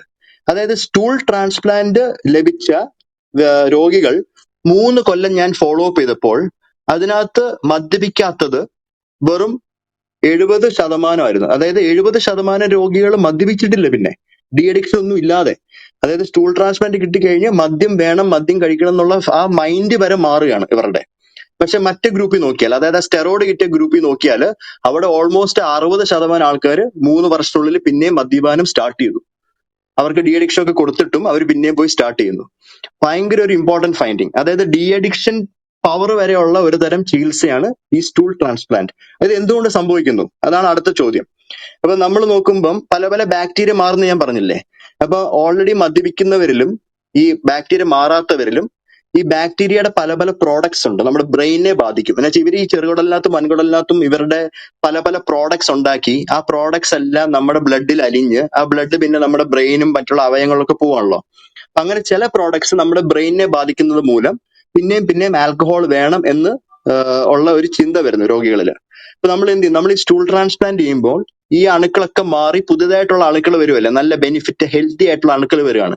ആ അണുക്കളുടെ ഒക്കെ പ്രോഡക്ട്സ് ബ്രെയിനിനെ തിരിച്ച് റീവയർ ചെയ്യാണ്. അതായത് ആ ചിന്തയെ മാറ്റുകയാണ്. അവരുടെ പ്രോഡക്ട്സ് ഒക്കെ നല്ല പ്രോഡക്ട്സ്. അപ്പൊ എപ്പോഴും മദ്യം വേണം എന്നുള്ള ക്രേവിങ് വരുന്ന ആ ബ്രെയിൻ സെന്റേഴ്സിനെയൊക്കെ ഇത് ഒതുക്കുകയാണ്. അപ്പൊ ഡി അഡിക്ഷൻ ഇല്ലാതെ തന്നെ മദ്യപാനം നിർത്താനുള്ള ഒരു മാർഗം എന്നും കൂടെ നമുക്ക് വേണം പറയാം. പക്ഷെ ഇതില് നമുക്ക് കുറെ കൂടെ ട്രയൽസ് വേണം, കുറെ കൂടെ സ്റ്റഡീസ് വേണം. ഇത് പുതുതായിട്ട് നമ്മൾ കണ്ടുപിടിച്ചതാണ്. പക്ഷേ ഇത് എന്റേതുപോലെ തന്നെ ഒരു സ്റ്റഡി, ഒരു ഫൈൻഡിങ് അമേരിക്കയില് ഒരു പ്രൊഫസർ ജസ്മോഹൻ ബജാജ് എന്ന് പറയുന്ന വിർജീനിയ യൂണിവേഴ്സിറ്റിയിൽ ഒരു വ്യക്തിയുണ്ട്. അദ്ദേഹം ഭയങ്കര ഫേമസ് ആണ് ഇങ്ങനത്തെ ഈ അണുക്കളുടെ പൊക്കത്ത് വർക്ക് ചെയ്യുന്ന ഒരു വ്യക്തിയാണ്. അപ്പൊ അദ്ദേഹം കണ്ടുപിടിച്ചത് ഈ ആൽക്കഹോൾ യൂസ് ഡിസോർഡർ, അതായത് ഭയങ്കരമായിട്ട് മദ്യപിക്കണം എന്ന് എപ്പോഴും മദ്യപിക്കുന്ന വ്യക്തികളിൽ അദ്ദേഹം അവരുടെ സെന്ററിൽ ഇങ്ങനെ സ്റ്റൂൾ ട്രാൻസ്പ്ലാന്റ് ചെയ്തപ്പോൾ അദ്ദേഹത്തിനും ഇതുപോലെ തന്നെ ഫൈൻഡിങ്സ് ആണ് വന്നത്. അതായത് അദ്ദേഹത്തിന്റെ ഗ്രൂപ്പിലും, അദ്ദേഹം നോക്കിയത് 1 വർഷമാണ്, ഞാൻ നോക്കിയത് 3 വർഷത്തേക്കാണ്. 1 വർഷം വരെ നോക്കിയപ്പോൾ അദ്ദേഹത്തിന്റെ ഗ്രൂപ്പിലും മദ്യപാനം വളരെ കുറവായിരുന്നു ഈ സ്റ്റൂൾ ട്രാൻസ്പ്ലാന്റ് കിട്ടിയ, ഫീക്കൽ ട്രാൻസ്പ്ലാന്റ് കിട്ടിയ രോഗികളിൽ. അപ്പൊ നമ്മുടെ ഫൈൻഡിങ്സ് ഒക്കെ ഒത്തുചേരുന്നുണ്ട്. അപ്പൊ ഞാൻ മാത്രമല്ല പറയുന്നത്, വേറെ ഗ്രൂപ്പ്സും ഇത് പറയുന്നുണ്ട്. അപ്പൊ അങ്ങനെയാണ് നമ്മൾ സയൻസ് വാലിഡേറ്റ് ചെയ്യുന്നത്. അപ്പൊ ഞാൻ മാത്രം ഒരു കാര്യം പറഞ്ഞുകൊണ്ടായില്ല. ഞാൻ എന്റെ പഠനങ്ങളും എന്റെ ഫൈൻഡിങ്സും സ്റ്റഡിയുടെ കൺക്ലൂഷൻസ് ഒക്കെ വേറെ ഗ്രൂപ്പ്സും കണ്ടുപിടിച്ച് പറയണം. അങ്ങനെ ആകുമ്പോഴത്തേക്കാണ് നമുക്ക് അതിനകത്ത് വാലിഡേഷൻ വരുന്നത്. അങ്ങനെ അതുകൊണ്ടാണ് ഈ ഹോമിയോപ്പതി, ആയുർവേദം എന്നീ പറയുന്ന ചികിത്സാ രീതികളിലൊന്നും അങ്ങനത്തെ ഒരു വാലിഡേഷൻ വരുന്നില്ലല്ലോ. പലരും ഇത് ബെനിഫിറ്റ് ഉണ്ടെന്ന് എല്ലായിടത്തും ലോകത്തെ എല്ലാ കോണറിൽ നിന്നും പറയുന്നില്ല. അതുകൊണ്ടാണ് അതിനകത്ത് നമുക്ക് ഇപ്പോഴും ഒരു സംശയം വരുന്നത്. അപ്പൊ ഈ വാലിഡേഷനും കൂടെ വന്ന കാരണം നമ്മുടെ ഈ പഠനത്തിന് കുറച്ചുകൂടി ബലമായി. അപ്പൊ ഈ പഠനത്തിന്റെ ഈ പറയുന്ന സ്റ്റഡി ഫൈൻഡിങ്സ് ആണ് ഞാൻ ഇപ്പോൾ ഇനി നവംബറിൽ അവിടെ പ്രസന്റ് ചെയ്യാൻ പോകുന്നത്. അപ്പൊ സ്റ്റൂൾ ട്രാൻസ്പ്ലാന്റ് എന്ന് പറയുന്ന ഇത് ലിവർ ഡിസീസ് മാത്രമല്ല, പല വ്യക്തികളിലും, കരൾ രോഗമുള്ള വ്യക്തികളിലും അമോണിയ കൂടിയിട്ട് ബ്രെയിനിനെ ബാധിക്കുന്ന ഒരു കണ്ടീഷൻ ഉണ്ട്. അതിനാണ് നമ്മൾ പറയുന്നത് ഹെപ്പാറ്റിക് എൻസെഫലോപ്പതി. അമോണിയ കൂടിയിട്ട് ബ്രെയിനിനെ ബാധിക്കുന്നു. അപ്പൊ അവർക്ക് ആൾക്കാരെ തിരിച്ചറിയാൻ ബുദ്ധിമുട്ട്, ചിലർ കോമയിലോട്ടൊക്കെ പോകും. അങ്ങനത്തെ വളരെ സിവിയർ ഡിസീസ് ആണ്. ഈ അണുക്കളെ മാറ്റിയാൽ, സ്റ്റൂൾ ട്രാൻസ്പ്ലാന്റ് ചെയ്താൽ അതും കുറയും എന്ന് പഠനങ്ങൾ കണ്ടുപിടിച്ചിട്ടുണ്ട്. എന്റെ പഠനം മാത്രമല്ല, അമേരിക്കയിലുള്ള 2-3 സെന്റേഴ്സിലും ഈ പഠനങ്ങൾ പറയുന്നുണ്ട്. അതായത് hepatic encephalopathy can be reduced with stool transplant. ഇനി 3-ാമത്തത് 4-ാമത്തെ കാരണങ്ങളൊക്കെ നമ്മൾ ഈ കൊടുക്കുന്നത് വേറൊന്ന് ഇൻഫെക്ഷൻസിനാണ്. അതായത് ഏറ്റവും ഇമ്പോർട്ടന്റ് ആയിട്ടുള്ള ഫൈൻഡിങ് നമ്മുടെ ഒരു സ്റ്റഡി വന്നേക്കുന്നത്. അതായത് ഈ ആൽക്കഹോളിക് ഹെപ്പറ്റൈറ്റിസ്, ഈ മദ്യം മൂലം കരൾ രോഗങ്ങളുള്ള വ്യക്തികളിൽ ഇൻഫെക്ഷൻസ്, അവരുടെ പ്രതിരോധ ശക്തി ഭയങ്കര കുറവാണ്. അപ്പൊ പ്രതിരോധ ശക്തി കുറയുന്നതനുസരിച്ച് അവരുടെ ശരീരത്തിലുള്ള അണുക്കൾ തന്നെ അവർ ഇൻഫെക്ട് ചെയ്യാണ്, ഭയങ്കരമായ ഇൻഫെക്ഷൻസ് വരും. അങ്ങനെ അവരുടെ ലൈഫ് ഭയങ്കരമായിട്ട് കുറയും. അപ്പൊ ഓൾമോസ്റ്റ് 50% രോഗികൾ അറ്റ് ബേസ് ലൈൻ, അതായത് അഡ്മിഷൻ ടൈമിൽ ഇൻഫെക്റ്റഡ് ആണ് ഈ സിവിയർ ആൽക്കഹോളിക് ഡിസീസിൽ. അപ്പൊ അതില് ഓൾമോസ്റ്റ് ഒരു 80% മരണപ്പെട്ടു പോകും സിവിയർ ഇൻഫെക്ഷൻസ് കാരണം. നമ്മൾ കൂടുതൽ ആന്റിബയോട്ടിക്സ് കൊടുക്കുമ്പോൾ കാര്യം നമ്മുടെ ഇൻഫെക്ഷൻസ് കുറയും, പക്ഷെ അതുപോലെ തന്നെ നമ്മുടെ നല്ല അണുക്കളും പോവുകയാണ്. ഈ ആന്റിബയോട്ടിക്സിന്റെ പ്രസൻസിൽ നല്ല അണുക്കളും ഇല്ലാതെയാവുകയാണ്. ഇപ്പൊ നമ്മുടെ ബോഡിക്ക് അത് ആക്ച്വലി താങ്ങാൻ പറ്റാത്തൊരവസ്ഥയാണ്. പല തവണയായിട്ട് ആന്റിബയോട്ടിക്സ് കൊടുക്കുമ്പോൾ അതിനകത്ത് നല്ല അണുക്കളൊന്നും ഇല്ലാതെ വരുമ്പോൾ നമ്മുടെ ഇമ്മ്യൂണിറ്റി പവർ വളരെ കുറഞ്ഞിട്ട് ഇൻഫെക്ഷൻസ് വന്ന് ഓർഗൻ ഫെയിലർ ആയിട്ട് മരിച്ചു പോകുന്നതായിട്ടാണ് നമ്മൾ പഠനങ്ങളിൽ കണ്ടേക്കുന്നത്. അപ്പൊ ഈ സ്റ്റൂൾ ട്രാൻസ്പ്ലാന്റ് നമ്മൾ ചെയ്യുന്ന പേഷ്യൻസിൽ, ഇൻഫെക്ഷൻസ് ഓൾറെഡി ഉള്ള പേഷ്യൻസിൽ മലം മാറ്റി വെക്കുമ്പോൾ അവർക്ക് ആന്റിബയോട്ടിക്സേ കൊടുക്കുന്നില്ല. എന്ന് വെച്ചാൽ നമ്മൾ നല്ല അണുക്കളെ കൊടുക്കുവാണല്ലോ. അപ്പൊ അതിന്റെ കൂടെ ആന്റിബയോട്ടിക്സ് കൊടുത്താൽ നല്ല അണുക്കൾ ചത്തുപോകും. അപ്പൊ നമ്മൾ ആന്റിബയോട്ടിക്സ് കൊടുക്കില്ല. അപ്പൊ സ്റ്റൂൾ ട്രാൻസ്പ്ലാന്റ് ചെയ്യുമ്പോൾ ആന്റിബയോട്ടിക്സ് ഇല്ലാതെ തന്നെ സ്റ്റൂൾ ട്രാൻസ്പ്ലാന്റ് കഴിഞ്ഞ പേഷ്യൻസിൽ നമ്മൾ ഇൻഫെക്ഷൻസ് കാണുന്നത് വെറും 10-15% മാത്രമേ ഉള്ളൂ. ഒന്ന് ആലോചിക്കണം, ആന്റിബയോട്ടിക്സ് ഇല്ലാതെ ഇൻഫെക്ഷൻ ട്രീറ്റ് ചെയ്യുന്ന ഒരു കാലഘട്ടം എന്ത് മനോഹരമായിരിക്കും. അപ്പൊ അതിലും ഈ സ്റ്റൂൾ ട്രാൻസ്പ്ലാന്റ് എന്ന് പറയുന്ന ഒരു സംഭവം ഫ്യൂച്ചറിൽ ഒരു വലിയൊരു വെപ്പൺ ആയിരിക്കും മനുഷ്യന്റെ. അതായത് സിവിയർ ഇൻഫെക്ഷൻസിന് ആന്റിബയോട്ടിക്സ് ഇല്ലാതെ വേറെ അണുക്കളെ കൊണ്ട് ചീത്ത അണുക്കളെ ഫൈറ്റ് ചെയ്യിപ്പിച്ച് നമ്മുടെ ഇൻഫെക്ഷൻസ് മാറ്റുക എന്നുള്ളതിന്റെ ഒരു ചെറിയ ഫൈൻഡിങ് നമ്മുടെ ഈ പഠനത്തിലൂടെ നമ്മൾ കാണിക്കുന്നുണ്ട്. അപ്പൊ ഇതാണ് ഇൻ ഷോർട്ട് എന്റെ ആ പഠനവും അതിൻ്റെതായ ചെറിയ കാര്യങ്ങളും. എല്ലാവർക്കും സിമ്പിൾ ആയിട്ട് മനസ്സിലായി എന്ന് വിചാരിക്കുന്നു. Thank you for listening. ഞാൻ സ്റ്റോപ്പ് ചെയ്യാണ് ഇവിടെ. Thank you. ആബി, ഒരു ചെറിയ കാര്യം അതിനകത്ത് പറഞ്ഞു പോയതിൽ, ഈ 3 വർഷത്തെ പഠനം നടത്തി അതിൽ ഫീക്കൽ ട്രാൻസ്പ്ലാന്റ് നടത്തിയതിൽ 70-78% ആൾക്കാർക്കും കുഴപ്പമില്ലായിരുന്നു. സ്റ്റിറോയിഡ് തെറാപ്പി നടത്തിയതിൽ 48% എന്നും ആണല്ലേ താങ്കൾ പറഞ്ഞത്? 48% ജീവിച്ചിരിപ്പുള്ളൂ, ബാക്കിയുള്ളവർ മരിച്ചുപോയി. സ്റ്റൂൾ ട്രാൻസ്പ്ലാന്റ് ചെയ്തവരിൽ 70% ജീവിച്ചിരിക്കുന്നു. അല്ല, അതെ, അതിനകത്തൊക്കെയുള്ള ഈ മരണകാരണങ്ങൾ എന്ന് പറയുന്നത് എല്ലാം ഈ ലിവറുമായി തന്നെ ബന്ധപ്പെട്ടിട്ടായിരുന്നു ഈ പറയുന്ന ആൾക്കാരിൽ. ഇൻഫെക്ഷൻസ് ആയിരുന്നു number 1 cause of death. Liver related cirrhosis ഉള്ള വ്യക്തികളിൽ, സിവിയർ ലിവർ ഡിസീസ് ഉള്ള വ്യക്തികളിൽ ഞാൻ പറഞ്ഞ പോലെ ഇമ്മ്യൂൺ സിസ്റ്റം ഡൗൺ ആകുമ്പോൾ റിപ്പീറ്റഡ് ആയിട്ട് ഇൻഫെക്ഷൻസ് വന്നിട്ടാണ് ഏറ്റവും ലാസ്റ്റ് ഇവർക്ക് മരണം സംഭവിക്കുന്നത്. മൾട്ടിപ്പിൾ ഓർഗൻ ഫെയിലർ വന്ന് ഇൻഫെക്ഷൻസ് ആയിട്ട്. അതായിരുന്നു മരണകാരണത്തിന് ഏറ്റവും വലിയ കാരണം ഈ ഗ്രൂപ്പ്സിൽ. ടോണി, എനിക്ക് ഡോക്ടർ അബിയുടെ ഒരു ക്വസ്റ്റ്യൻ ഉണ്ട്. Yes. ഈ സ്റ്റൂൾ ട്രാൻസ്പ്ലാന്റ് നടക്കുമ്പോൾ, അത് ഫ്രീക്വൽ മൈക്രോബയോട്ട ട്രാൻസ്പ്ലാന്റ് നടക്കുമ്പോൾ, നമ്മുടെ ഈ സിറോസിസിൽ കാരണമാവുന്ന ഈ ഇൻഫ്ലമേറ്ററി മീഡിയേറ്റേഴ്സിൽ വല്ല വ്യത്യാസം വരുമോ? ഇന്റർഫെറോൺസോ അങ്ങനത്തെ എന്തെങ്കിലും? യെസ്, നല്ല ക്വസ്റ്റ്യൻ ആണ്. ആഹ് ഇത് ആക്ച്വലി ചെയ്തേക്കുന്നുണ്ടല്ലോ, ഗ്യോങ്ങി സാബോ എന്ന് പറഞ്ഞ ഒരു ലേഡി ഉണ്ട് US-ല്. അവരാണ് ഈ ഇൻഫ്ലമേറ്ററി മാർക്കേഴ്സ് അതായത് നമ്മുടെ ശരീരത്തിൽ ഓർഗൻ ഫെയിലിയേഴ്സ് ഒക്കെ ഉണ്ടാക്കാൻ പ്രാപ്തിയുള്ള സിവിയർ ചില കെമിക്കൽസ് ഉണ്ട് ഈ സിവിയർ ഇൻഫ്ലമേഷൻ ഉണ്ടാക്കുന്നത്. അപ്പൊ അതിന്റെ പൊക്കത്ത് വർക്ക് നടത്തിയേക്കുന്നത് US നിന്നാണ് കൂടുതലും. അപ്പൊ അവർ കണ്ടുപിടിച്ചേക്കുന്നത് ഈ നമ്മൾ സിവിയർ ആൽക്കോളിക് ഹെപ്പറ്റൈറ്റിസിലൊക്കെ ഈ ഇൻഫ്ലമേറ്ററി മാർക്കേഴ്സ് ഒക്കെ സ്കൈ ഹൈ ആണ്, ഭയങ്കര ഹൈ ആണ്. അത് പലതരം മാർക്കേഴ്സ് ഉണ്ട്, അതിലെ ഡീറ്റെയിൽ ഞാൻ പോകുന്നില്ല. അപ്പൊ ഈ സ്റ്റൂൾ ട്രാൻസ്പ്ലാന്റ് ചെയ്യുമ്പോൾ ഈ ഇൻഫ്ലമേറ്ററി മാർക്കേഴ്സ് മാത്രമല്ല, അത് നമ്മൾ മെയിൻ ആയിട്ട് നോക്കിയത് interleukin 6 and tumour necrosis factor alpha എന്ന് പറഞ്ഞ രണ്ടെണ്ണമാണ്. പക്ഷെ വേറെ പഠനങ്ങൾ കൂടുതൽ നോക്കിയിട്ടുണ്ട്. അപ്പൊ അത് മാത്രമല്ല കുറയുന്നത്, അതിന്റെ കൂടെ നമ്മൾ ഈ സിവിയർ ഇൻഫെക്ഷൻസ്, അതായത് റെസിസ്റ്റൻസ് ഉണ്ടാക്കാൻ തക്ക പ്രാപ്തിയുള്ള multi drug resistant gene expressions, അതും കുറയുന്നു എന്നാണ്. അപ്പൊ രണ്ടും കൂടെ ഒരുമിച്ച്, അതായത് ഇമ്മ്യൂൺ ഫങ്ഷൻസ് ഇംപ്രൂവ് ചെയ്യുന്നു, ഇൻഫ്ലമേറ്ററി മാർക്കേഴ്സ് കുറയുന്നു, ഈ മൾട്ടി ഡ്രഗ് റെസിസ്റ്റന്റ് ആന്റിബയോട്ടിക് റെസിസ്റ്റൻസിന്റെ എക്സ്പ്രഷനും കുറയുന്നതായിട്ടാണ് സ്റ്റൂൾ ട്രാൻസ്പ്ലാന്റ് കാണുന്നത്. ഇതൊക്കെ പ്രിലിമിനറി ഡാറ്റ കേട്ടോ, ഇതൊക്കെ ലാർജർ പേഷ്യന്റ് ഗ്രൂപ്പ്സിൽ നമ്മൾ വാലിഡേറ്റ് ചെയ്യണം. അടുത്തതാരാണ് സംസാരിക്കുന്നത്? Tony. Hi, Dr. Abhi. Dr. Abhi, first of all, a huge shout out. Congratulations. എനിക്ക് രണ്ട് ചോദ്യങ്ങളാണ് ഉള്ളത്. ഒന്ന്, ഈ FMT ഡോണർ സാമ്പിൾസിനെ സ്ക്രീൻ ചെയ്യുന്നതിനെ പറ്റി ഒന്ന് വിശദീകരിക്കാമോ? അതായത് FMT ഇപ്പോൾ സി ഡി ഫ്രിക്കറിൻ്റെ FMTയിൽ FDA പറയുന്ന ഒരു കോഷനുണ്ട്, ഷിഗ ടോക്സിൻ അല്ലെ E. coli contaminations in donor samples, അതിനെ അവോയ്ഡ് ചെയ്യാൻ എക്സ്റ്റെൻസീവ് സ്ക്രീനിങ് വേണം എന്നുള്ള ഒരു FDA-യുടെ ഒരു കോഷണറി നോട്ടുണ്ട്. ആ സ്ക്രീനിങ് പ്രൊസീജിയറും അതെങ്ങനെയാണ് അതിൻ്റെ സേഫ്റ്റി നമ്മൾ ഉറപ്പ് വരുത്തുന്നത് ഉള്ളതിനെ പറ്റി ഒന്ന് പറയാമോ? രണ്ടാമത്തെ ചോദ്യം, ഈ പോസ്റ്റ് ട്രാൻസ്പ്ലാന്റേഷനിൽ ആൽക്കഹോൾ ക്രേവിങ്ങിൽ നിന്നൊരു മോചനം കിട്ടുന്നതായിട്ട് ഡോക്ടർ അബി ഒരു ഒബ്സർവേഷൻ ഇപ്പോൾ പ്രസൻറ്റ് ചെയ്തു. അതിൻ്റെ കൺവേ ചെയ്യുന്ന മെറ്റബോളൈറ്റ്സ് എന്താണെന്ന് ഒരു അറിവായിട്ടുണ്ടോ, അല്ലെ അതിനെ എങ്ങനെ ഫ്യൂച്ചറിൽ അപ്രോച്ച് ചെയ്യും എന്ന് ഒന്ന് വിശദീകരിക്കാമോ? ഡൺ. Yes, hi Shins. അത് ആദ്യത്തെ സ്ക്രീനിങ്. ഇപ്പൊ സ്ക്രീനിങ്ങില് നമ്മളിപ്പം യൂസ് ചെയ്യുന്ന സ്ക്രീനിങ് പ്രോട്ടോകോൾ കുറച്ച് ടൈലേർഡ് ആണ്. ഇപ്പൊ USFDA-യുടെ ആ ലെവലിലല്ല നമ്മൾ സ്ക്രീൻ ചെയ്യുന്നത്, ബിക്കോസ് അവർക്ക് അവരുടേതായ കുറെ റീജിയണൽ ആയിട്ടുള്ള കുറെ സ്ക്രീനിങ് ഓർഗാനിസംസും അണുക്കളൊക്കെ നോക്കാൻ അവർ സ്പെസിഫിക് ആയിട്ട് എഴുതിയിട്ടുണ്ട്. അപ്പൊ നമ്മൾ ഇവിടെ ചെയ്യുന്നത് ഈ ബ്ലഡ് ബാങ്കിലൊക്കെ ബ്ലഡ് കൊടുക്കുമ്പോൾ ചെയ്യുന്ന ടൈപ്പ് ഓഫ് പ്രോട്ടോകോൾ ഉണ്ടല്ലോ, ആ ഒരു ടൈപ്പ് സ്ക്രീനിങ് ആണ് നമ്മൾ ചെയ്യുന്നത്. പ്ലസ് നമ്മൾ സ്റ്റൂളിൽ നോക്കുന്നത് ഓവ, സിസ്റ്റ്, പാരസൈറ്റ്സ് ആണ്. നമ്മൾ സ്റ്റൂൾ കൾച്ചർ ചെയ്യുന്നില്ല, പക്ഷെ അതിനകത്ത് സി ഡിഫ് ടോക്സിൻസ് നോക്കുന്നുണ്ട്. ഇപ്പൊ പുതിയതായിട്ട് നമ്മൾ കോവിഡും ചെയ്യുന്നുണ്ട്. ഈ പേഷ്യൻസിലൊക്കെ കോവിഡിന്റെ PCR നോക്കുന്നുണ്ട്. പക്ഷെ നമ്മൾ ചെയ്യുന്ന എന്താന്ന് വെച്ചാൽ, ഇതിപ്പം അമേരിക്കയിലൊക്കെ ഈ സ്റ്റൂൾ ട്രാൻസ്പ്ലാന്റ് പ്രോട്ടോകോളിൽ അവർക്ക് ഓൾറെഡി സ്റ്റൂൾ ബാങ്കിങ് ഉണ്ട്. അപ്പൊ അവർ ഓൾറെഡി കംപ്ലീറ്റ് സ്റ്റൂൾ സാമ്പിൾസിൽ എല്ലാ തരം അണുക്കളുടെ പ്രൊഫൈലിംഗ് ഒക്കെ ചെയ്തിട്ട് ഇതിനകത്ത് ഒരു പ്രശ്നവും ഇല്ല. ഈവൻ അതിന്റെ മെറ്റജനോമിക്സ്, അതായത് ഈ എവറി കാറ്റഗറൈസേഷൻ ഓഫ് ബാക്ടീരിയ ഒക്കെ ചെയ്തിട്ട് ആണ് അവരത് സ്റ്റൂൾ ബാങ്ക് ചെയ്യാണ്. എന്നിട്ട് ബാങ്കിൽ നിന്നാണ് പിന്നീട് അവർ യൂസ് ചെയ്യുന്നത്. അവിടെ അതിനുവേണ്ടിയുള്ള കമ്പനീസ് ഒക്കെ ഉണ്ട്, ഓപ്പൺ ബയോം എന്നൊക്കെ പറഞ്ഞ കമ്പനീസ് ഉണ്ട്. അപ്പൊ നമ്മുടെ ഇന്ത്യയിൽ അങ്ങനെ ഒരു സ്റ്റൂൾ ബാങ്കിങ് സിസ്റ്റം ഇല്ല. നമ്മൾ യൂസ് ചെയ്യുന്നത് ഒരു ഹെൽത്തി വ്യക്തിയുടെ മലം എടുത്തിട്ട് ഞാൻ ഈ പറയുന്ന പോലെ ബേസിക് സ്ക്രീനിങ് ചെയ്തിട്ട് അഡീഷണൽ ആയിട്ട് സ്റ്റൂളിലെ സ്ക്രീനിങ് ചെയ്യുന്നു.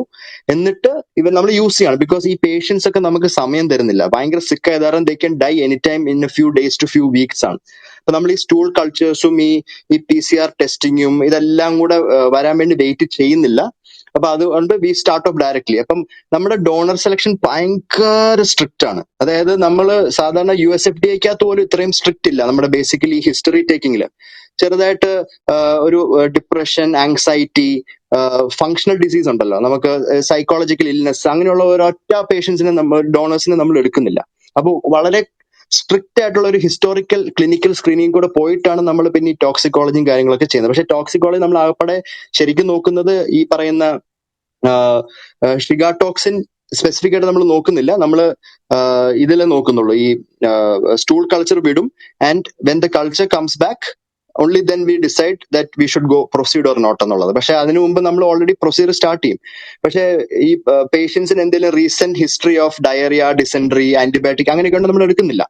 അപ്പൊ യൂഷ്വലി എസിംറ്റമാറ്റിക് ആയിട്ട് ഇതുവരെ നമുക്ക് സിംറ്റംസ് ഇല്ലാത്ത ഒരു ഈ ഷിഗല്ലയോ ഈക്കോളയോ നമുക്ക് ഇതുവരെയും കിട്ടിയിട്ടില്ല. എന്റെ പേഷ്യൻസിൽ സൈഡ് ഇഫക്റ്റ് ആവാൻ ലൈഫ് ത്രെറ്റനിങ് ആയിട്ട് സൈഡ് ഇഫക്റ്റ് ഒന്നും നമ്മൾ കണ്ടിട്ടുമില്ല. സ്റ്റൂൾ ട്രാൻസ്പ്ലാന്റ് ഇപ്പോൾ ഓൾമോസ്റ്റ് 120+ നമ്മൾ ചെയ്ത് കഴിഞ്ഞു ലാസ്റ്റ് ഒരു 3 yearsൽ. ഇതുവരെയും ലൈഫ് ത്രെറ്റനിങ് ഇൻഫെക്ഷൻസും കണ്ടിട്ടില്ല ഡ്യൂ ടു സ്റ്റൂൾ ട്രാൻസ്പ്ലാന്റേഷൻ. അത് കൂടാതെ ഇപ്പൊ അഡീഷണലി നമ്മൾ കോവിഡാ ചെയ്യുന്നത്. ഇനിയിപ്പം ഇവിടെ ഒരു സ്റ്റൂൾ ബാങ്കിങ് തുടങ്ങണം എന്ന് ആഗ്രഹമുണ്ട്. അപ്പൊ അതിനുവേണ്ടിയുള്ള ഒരുക്കങ്ങളൊക്കെ തീരുമാനിക്കുന്നുണ്ട്. അപ്പൊ അങ്ങനെ വരുമ്പം ഈ USFDA പറയുന്ന പോലെ വി വിൽ ചെക്ക്, അതിനകത്ത് വി വിൽ ചെക്ക് എവറിത്തിങ്. അപ്പൊ അതിനകത്തൊരു PCR ടെക്നീക്ക് വെച്ചിട്ടുള്ള എല്ലാം plus even we will do a metagenomic analysis and do stool banking. അതായത് ഏറ്റവും നല്ല ഡോണേഴ്സിന്റെ ഏറ്റവും നല്ല സ്റ്റൂൾ സാമ്പിൾസ് ഉള്ളത് വി വിൽ ബാങ്ക്, എന്നിട്ട് അതിനകത്തും നമ്മൾ യൂസ് ചെയ്യും. ഇനി രണ്ടാമത്തെ ചോദ്യം എന്ന് പറയുന്നത് രണ്ടാമത്തെ എന്തായിരുന്നു? പെട്ടെന്ന് പറഞ്ഞു. അതായത് ഈ പോസ്റ്റ് ട്രാൻസ്പ്ലാന്റ്, ആദ്യത്തെ ചോദ്യത്തിന്റെ ഉത്തരം വളരെ വ്യക്തമായിരുന്നു, നന്ദി. രണ്ടാമത്തെ ചോദ്യം, ഈ പോസ്റ്റ് ട്രാൻസ്പ്ലാന്റ് ആൽക്കഹോൾ ക്രേവിങ്സ് കുറയുന്നതായിട്ടും പിന്നീട് അത് എന്താണ്, ഏത് പർട്ടിക്കുലർ സ്പീഷീസ് ഓഫ് മൈക്രോബ് ആണ്, അല്ലെ അതിന്റെ എന്ത് മെറ്റബോളൈറ്റ് ആണ് എന്നുള്ളതിനെ പറ്റി ഒരു അറിവായിട്ടുണ്ടോ എന്നുള്ളതാണ്. യെസ്, അപ്പം ഭയങ്കര നല്ല ക്വസ്റ്റ്യനാ അത്. ഏത് ബാക്ടീരിയ ആണെന്നുള്ളത്, ഏത് ടാക്സയാണ്, ഏത് ജനസ് ആണെന്നുള്ളത് നമ്മൾ കണ്ടുപിടിച്ചിട്ടുണ്ട്.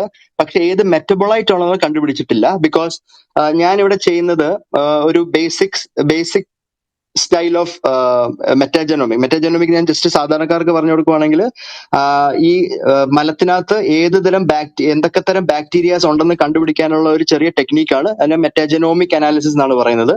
അതിൽ നമ്മൾ ഈ മലത്തിലുള്ള ഈ സാമ്പിളിലുള്ള DNA കളക്ട് ചെയ്തിട്ട് എക്സ്ട്രാക്ട് ചെയ്തിട്ട് ആ DNA വെച്ച് സീക്വൻസിങ് എന്ന് പറയും. സീക്വൻസർ ഉണ്ട്, ഒരു മെഷീൻ. എന്നിട്ട് നമ്മൾ ഓൾറെഡി അവൈലബിൾ ആയിട്ടുള്ള സോഫ്റ്റ്വെയർ യൂസ് ചെയ്തിട്ടാണ് നമ്മൾ ഏത് ബാക്ടീരിയസ് ഒക്കെ ആണെന്ന് പറയുന്നത്. അപ്പം ഈ ബേസിക്കലി നമ്മൾ അങ്ങനെ ചെയ്ത്, അപ്പൊ ഞാൻ ചെയ്യുന്നത് 16S RNA ആണ്, നോട്ട് ഷോർട്ട് ഗൺ സീക്വൻസിങ്. അത് മാത്രമല്ല, നമ്മൾ മെറ്റാബോളോമിക്സ് സെപ്പറേറ്റ് ആയിട്ട് ചെയ്യുന്നില്ല, ഫങ്ഷണൽ മെറ്റാബോളിസം ആണ് ചെയ്യുന്നത്. അതായത് ഈ സോഫ്റ്റ്വെയർ ബേസ്ഡ് ആയിട്ടുള്ള അനാലിസിസ് ആണ്. അപ്പൊ അതിൽ വലിയ പ്രസക്തി ഇല്ല ആക്ച്വലി നമ്മൾ മെറ്റാബോളൈറ്റ്സ് ശരിക്കും കണ്ടുപിടിക്കണമെങ്കിൽ. അപ്പൊ അങ്ങനെ നമ്മൾ ചെയ്തപ്പോൾ കണ്ടുപിടിച്ചത് ലെപ്റ്റോട്രിച്ചിയ എന്ന് പറഞ്ഞ ഒരു ബാക്ടീരിയയും അത് കൂടാതെ പോർഫൈറോമോണാസ് എന്ന് പറഞ്ഞ ഒരു ബാക്ടീരിയ ആണ് that we have identified as persisting in patients who are drinking again. Relapse ഉള്ള പേഷ്യൻസിൽ ഈ രണ്ട് ബാക്ടീരിയ നമ്മൾ കണ്ടത്, Leptotrichia and Porphyromonas. And they were also associated with death. Poor ഔട്ട്കംസും ഇവർ മൂലമായിരുന്നു. ഇപ്പം എന്റെ ഇപ്പോഴത്തെ പ്രോജക്റ്റിൽ ഇപ്പൊ ഇദ്ദേഹം പറഞ്ഞ പോലെ തന്നെ ഒരു മെറ്റാബോളോമിക്സ് ഡേറ്റയും കൂടെ നമ്മൾ റെഡിയാക്കുന്നുണ്ട്. അപ്പം we will get the data very soon. പക്ഷേ US ആൽക്കഹോൾ യൂസ് ഡിസോർഡർ പേഷ്യൻസിൽ ഏത് മെറ്റബോളൈറ്റ്സ് ആണ് എന്ന് കണ്ടുപിടിച്ച ഒരു സ്റ്റഡി ഇപ്പം ഈ പറയുന്ന ലിവർ മീറ്റിംഗിൽ പ്രസന്റ് ചെയ്യുന്നുണ്ട്. So we will have some idea on the metabolites very soon. അതുകൊണ്ടാവും. ഓക്കെ, താങ്ക് യു അബി, ഉത്തരം വ്യക്തമാണ്. Appreciate your study and answering my question. Thank you. Doctor Abby, ഒരു ക്വസ്റ്റ്യൻ കൂടി ആഡ് ചെയ്യാനുള്ളത്, ഈ ആൽക്കഹോൾ അസോസിയേറ്റഡ് ലിവർ ഡിസീസിലല്ലാതെ ഈ ഫീക്കൽ മൈക്രോബയോട്ട ട്രാൻസ്പ്ലാന്റേഷൻ, ഈ non alcoholic fatty liver disease, അതിനകത്ത് ആപ്ലിക്കേഷൻ വല്ലതും ഉണ്ട്? അതിനകത്ത് ഉണ്ട്. ബിക്കോസ് അതിനകത്ത് നമ്മളിപ്പം നോക്കുവാണെങ്കിൽ, ഇപ്പൊ ഡേറ്റ കറന്റ് എവിഡൻസ് നോക്കുവാണെങ്കിൽ, ഈ നോൺ ആൽക്കഹോളിക് ഫാറ്റി ലിവർ ഡിസീസിലും ആക്ച്വലി ഈ ഫാറ്റ് വന്ന് അടിയുന്നതും ഫാറ്റ് മൂലം നീർക്കെട്ട് വന്ന് ലിവർ സിറോസ് ഒക്കെ ആവുന്നതും it is due to the microbiota എന്ന് കണ്ടുപിടിച്ചിട്ടുണ്ട് പല സ്റ്റഡീസിൽ. അതായത് ഈ ചെറുകുടലിലും വൻകുടലിലുള്ള അണുക്കളുടെ മാറ്റം കാരണം. ആ മാറ്റം എന്തുകൊണ്ട് വരുന്നു? അവിടെ ആൽക്കഹോൾ ഇല്ലല്ലോ, പക്ഷെ ആ മാറ്റം വരുന്നത് വേറെ പല കാരണങ്ങളാണ്. ഒബീസിറ്റി, വണ്ണം കൂടെയുള്ള ആൾക്കാർക്ക്, ഡയബറ്റീസ് ഉള്ളവർക്ക്, തൈറോയിഡിന്റെ അസുഖമുള്ളവർക്ക്, കൊളസ്ട്രോളിന്റെ അസുഖമുള്ളവർക്ക്, അങ്ങനെയുള്ളവർക്കൊക്കെയാണ് ഈ അണുക്കൾ മാറുന്നത്, ഈ ആൽക്കഹോളിന്റെ പ്രസൻസ് അല്ലാതെ. ഇപ്പൊ അങ്ങനത്തെ പേഷ്യൻസിൽ ബേസിക് സയൻസ് ഡാറ്റ ഉണ്ട് ദാറ്റ് ഗട്ട് മൈക്രോബയോട്ട, അതായത് ഈ ഇൻഡസ്റ്റൈനിലുള്ള ഈ ബാക്ടീരിയയുടെ ചേഞ്ച് മൂലമാണ് ഈ ലിവറിൽ ഫാറ്റ് കെട്ടുന്നതും നീർക്കെട്ട് വരുന്നുള്ള ഡാറ്റ ഉണ്ട്. പക്ഷെ അതിനെ മാറ്റിയത് കൊണ്ട് ഇംപ്രൂവ്മെന്റ് ഉണ്ടോ ഇല്ലയോ എന്നുള്ളതിന് ഡാറ്റ ഇപ്പോഴും ഇല്ല. അതിപ്പോഴും ആനിമൽ ലെവൽ സ്റ്റഡീസിലാണ് സ്റ്റക്കാണ്. അപ്പൊ അതിന്റെ ഡാറ്റ എനിക്ക് തോന്നുന്നു next 5 to 10 years we will understand. പക്ഷെ ഇപ്പം മൾട്ടിപ്പിൾ ക്ലിനിക്കൽ ട്രയൽസ് ഓസ്ട്രേലിയയിലും US-ലും നടക്കുന്നുണ്ട്. ഫാറ്റി ലിവർ ഡിസീസിന് ഈ അണുക്കളെ മാറ്റി സ്റ്റൂൾ ട്രാൻസ്പ്ലാന്റ് ചെയ്തിട്ട് ഫാറ്റി ലിവർ കുറയുന്നുണ്ടോ ഇല്ലയോ എന്നൊക്കെ നോക്കാൻ വേണ്ടിയുള്ള സ്റ്റഡീസ് ഒക്കെ ഓൾറെഡി ഇപ്പൊ നടക്കുന്നുണ്ട്. അപ്പൊ അതിന്റെ വേണ്ടി നമ്മൾ ഇവിടെ സ്റ്റഡീസ് ചെയ്തിട്ടില്ല. But yes, non alcoholic fatty liver ഡിസീസിൽ ഇതൊരു പോസിബിലിറ്റി ആണ് സ്റ്റൂൾ ട്രാൻസ്പ്ലാന്റ്. അതിൽ വേറൊരു ഒരു ഇൻട്രസ്റ്റിംഗ് കാര്യം എന്താ അറിയോ, ഈ നമ്മുടെ ചെറുകുടലിലും വൻകുടലിലൊക്കെ അണുക്കളില്ലേ, അവർ ആൽക്കഹോൾ ഉണ്ടാക്കും. അതിനാണ് എൻഡോജിനസ് ആൽക്കഹോൾ പ്രൊഡക്ഷൻ എന്ന് പറയുന്നത്. ഈ എൻഡോജിനസ് ആൽക്കഹോൾ പ്രൊഡക്ഷൻ ഉള്ള ചില ഗ്രൂപ്പ് ഓഫ് അണുക്കളുണ്ട്. അപ്പൊ അവരുടെ അളവ് കൂടുവാണെങ്കിൽ ഈ ആൽക്കഹോൾ അതായത് പുറത്തുനിന്ന് ആൽക്കഹോൾ കുടിക്കാതെ തന്നെ അകത്ത് സ്വയമേ ആൽക്കഹോൾ ഉണ്ടായി ആ ആൽക്കഹോൾ മുഴുവൻ ലിവർ രോഗം വരുന്നു എന്നൊക്കെ കണ്ടുപിടിച്ച ചില പഠനങ്ങളുണ്ട്. അപ്പൊ അങ്ങനെ സംഭവമുണ്ട്. അപ്പൊ ആ അണുക്കളൊക്കെ മാറ്റി കഴിഞ്ഞാൽ ഈ ആൽക്കഹോളിന്റെ അളവ് ശരീരത്തിൽ കുറയുമ്പോഴത്തേക്ക് ലിവർ ഫങ്ഷൻസ് ഇംപ്രൂവ് ചെയ്യുന്നു ഉള്ള പഠനങ്ങളുണ്ട്. I mean animal ലെവലില്. അപ്പൊ യെസ്, ഡെഫിനറ്റ്ലി ഇതൊരു പോസിബിലിറ്റി ആണ്. ഈ non alcoholic fatty liver disease അല്ലാതെ വേറെ പല ലിവർ ഡിസീസിലും ഞാൻ പറഞ്ഞ പോലെ യൂസ് ചെയ്യുന്നുണ്ട്. Even Alzheimer's disease, Parkinson's disease, autism, ഇതിനകത്തൊക്കെ ഇവര് ക്ലിനിക്കൽ ട്രയൽസ് നടത്തുന്നുണ്ട്. ഈ ഓട്ടിസത്തിന്റെ ഒക്കെ വലിയൊരു ക്ലിനിക്കൽ ട്രയൽ, ഒരു ലോങ് ടേം ക്ലിനിക്കൽ ട്രയൽ നടത്തി നേച്ചർ പബ്ലിഷ് ചെയ്തത് പറയുന്നത് കുട്ടികളില് കോഗ്നിഷൻ, അതായത് ബ്രെയിൻ ഫങ്ഷൻ ഇംപ്രൂവ് ചെയ്യും, ഐ കോണ്ടാക്ട് ഒക്കെ ഇംപ്രൂവ് ചെയ്യുന്നതൊക്കെ ആയിട്ടാണ് പറയുന്നത് ഈ സ്റ്റൂൾ ട്രാൻസ്പ്ലാന്റ് ചെയ്യുമ്പോൾ. അപ്പൊ കുറെ ന്യൂ ആപ്ലിക്കേഷൻസ് എന്തായാലും വരും. ഏറ്റവും ഇമ്പോർട്ടന്റ് ആപ്ലിക്കേഷൻ ഞാൻ ഈ പറഞ്ഞ ഒരെണ്ണമാണ്, അതായത് ആന്റിബയോട്ടിക്സ് ഇല്ലാതെ തന്നെ അറ്റ് സം പോയിന്റ് നമുക്ക് ഇൻഫെക്ഷൻസിനെ ട്രീറ്റ് ചെയ്യാൻ സാധിക്കണം ബൈ ചേഞ്ചിങ് ദ സ്റ്റൂൾ. അങ്ങനെ ഇൻഫെക്ഷൻസ് പ്രിവെന്റ് ചെയ്യാൻ സാധിക്കണം. അപ്പൊ അതൊരു ഇമ്പോർട്ടന്റ് ആയിട്ടുള്ള നോൺ ലിവർ റിലേറ്റഡ് ആയിട്ടുള്ള ഒരു ആപ്ലിക്കേഷൻ ആണ് സ്റ്റൂൾ ട്രാൻസ്പ്ലാന്റിന്റെ. ഞാനൊരു കാര്യം ചോദിക്കട്ടെ. ചോദിക്കും.